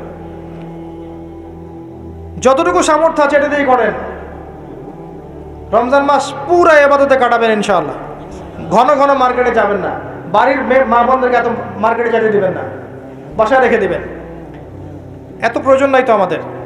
বাসায় পরিবেশটাই মূল কথা। আমরা ওদের উপর অনেক জুলুম করে ফেলি, ওদের প্রতি ভ্রুক্ষেপ করি না। দেখবেন নিজের স্ত্রীকে ভালো লাগে না, সারাদিন বাইরে যে মুভিজ দেখতে দেখতে, পর্নোগ্রাফি দেখতে দেখতে এবং ফ্রি মিক্সিং চলতে চলতে নিজের স্ত্রীর চেহারা আর ভালো লাগে না। বিয়ের আগে যে 10টা প্রেম করে আসছে, এখন স্ত্রীর চেহারা ভালো লাগবে কেমন করে? হ্যাঁ, স্ত্রীর দিকে তাকাই না, ভ্রুক্ষেপ করে না। আবার আমাদের স্ত্রীদেরকেও দেখবেন অনেক সময় দেখা যায় যে বাইরে যাওয়ার সময় সাজুগুজু করে একাকার, স্বামীর জন্য কখনো সাজবে না। সাহাবায়ে কেরাম রাদিয়াল্লাহু আনহুম আজমাইন বাসায় ঢুকতেন, জিহাদের মাঠ থেকে ফিরতেন, দাওয়া দিয়ে ফিরতেন, আহলান সাহলান দাঁড়িয়ে থাকতেন স্ত্রীরা, আহলান সাহলান সুন্দর করে সেজে থাকতেন, পরিপাটি হয়ে থাকতেন। স্বামী আসতো, হাতে চুমু খেতেন, জড়িয়ে ধরতেন, হৃদ্যতা ভালোবাসা বাড়ত। একই প্লেটে খাবার খেতেন, বড় প্লেট ছিল, একসাথে খাবার খেতেন, মহব্বত বাড়ত। খাইয়ে দিতেন, হাতে খাইয়ে দিতেন, মহব্বত বাড়ত। কোলে শুয়ে কোরআন তেলাওয়াত করতেন, মহব্বত বাড়ত। নবী সাল্লাল্লাহু আলাইহি ওয়াসাল্লাম সেখানে কামড় দিতেন যেখানে আয়েশা রাদিয়াল্লাহু আনহা কামড় দিয়েছেন, মহব্বত বাড়ত। এরপরে সময় দিতেন পরিবারে, দিয়ে তারপরে তার অন্তরঙ্গ সম্পর্কে যেতেন। নবী সাল্লাল্লাহু আলাইহি ওয়াসাল্লাম স্ত্রীর সাথে দৌড় প্রতিযোগিতা করেছেন, চাঁদ দেখেছেন। এখানে দেখবেন আপনি যাচ্ছেন ঘরে, স্ত্রী আপনার দিকে তাকায় না, আপনিও তার দিকে তাকান না। ও সাজেন আপনার জন্য, আপনি ওর কেয়ারও করেন না। আপনিও বসে গেলেন ফেসবুক এই যে নিয়ে, স্মার্টফোন নিয়ে মুভিজ দেখা, ও মাশাল্লাহ ওরটা গোদাগোদি শুরু করুন। কেউ কারোর সাথে সম্পর্ক নেই। 1 বছর যাইতে না যাইতেই বিয়ের ভালোবাসা মহব্বত সব শেষ। অথচ আল্লাহ পাক বলেছিলেন যে আলা বাইনাকুম মাওয়াজ্জাতা ওয়া রাহমা। এই হৃদ্যতা ভালোবাসা যদি জীবন্ত না করতে পারি, আমাদের পরিবারগুলোর মধ্যে কাঠামো ঠিক থাকবে না। এবং এইসব পরিবেশে যে বাচ্চা কাচ্চারা বড় হবে, এরা আগামী দিনে উম্মার হাল ধরতে পারবে না।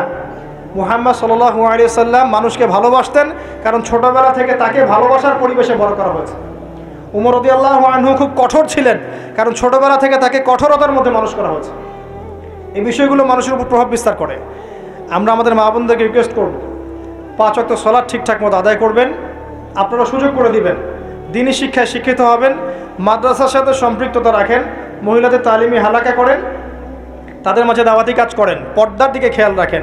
স্বামীদেরকে অনুরোধ করব, ভাইদেরকে বলবো, এবং আমি সন্তানদেরকে বলবো, মায়ের, বোনের, স্ত্রীদের দিকে খেয়াল রাখেন, তাদের দিন শিক্ষা নিশ্চিত করেন, তাদের পর্দা নিশ্চিত করেন, তাদেরকে দিন শেখান, বোঝান। আল্লাহ রাব্বুল আলামিন ইনশাআল্লাহ জান্নাতি পরিবার গড়ে দিবেন। এই পরিবারগুলো দিয়ে যখন সমাজ গঠিত হবে, এই সমাজ দেখবেন ইনশাআল্লাহ তাআলা একটা আলোকিত সমাজে পরিণত হবে ইনশাআল্লাহ আযজা ওয়া জাল।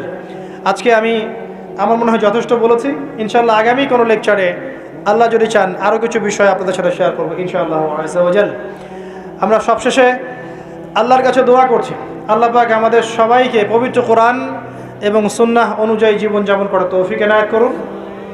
আমাদের প্রত্যেকের পরিবারটাকে আল্লাহ পাক জান্নাতের টুকরা হিসেবে পরিণত করুন। আল্লাহ পাক আমাদের সবাইকে দ্বীনের জ্ঞান অর্জন করার তৌফিক দান করুন, জানা অনুযায়ী আমল করার তৌফিক আল্লাহ পাক দান করুন। আল্লাহ পাক আমাদের মা বোনদেরকে খাস পর্দায় থাকার তৌফিক দান করুন, ভুল পথে থাকলে তওবা করে ফিরে আসার তৌফিক দান করুন।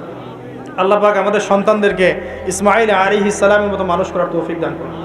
আমাদের প্রত্যেকের পরিবার আল্লাহ পাক হালাল রিজিক যথেষ্ট করে দিন, আমাদের বেকারত্ব দূর করে দিন, যাবতীয় অপসংস্কৃতি, অন্যায়, অত্যাচার থেকে আল্লাহ পাক আমাদেরকে বিরত রাখুন, আমাদেরকে সুদ, ঘুষ, জেনা, ব্যভিচার থেকে আল্লাহ পাক বাঁচিয়ে রাখুন। আমাদের মধ্যে যারা অসুস্থ আছে সবাইকে আল্লাহ পাক শেফায়ে কামেলা দান করুন, যারা মারা গেছেন আল্লাহ পাক সবাইকে মাফ করে দিন, আমিন।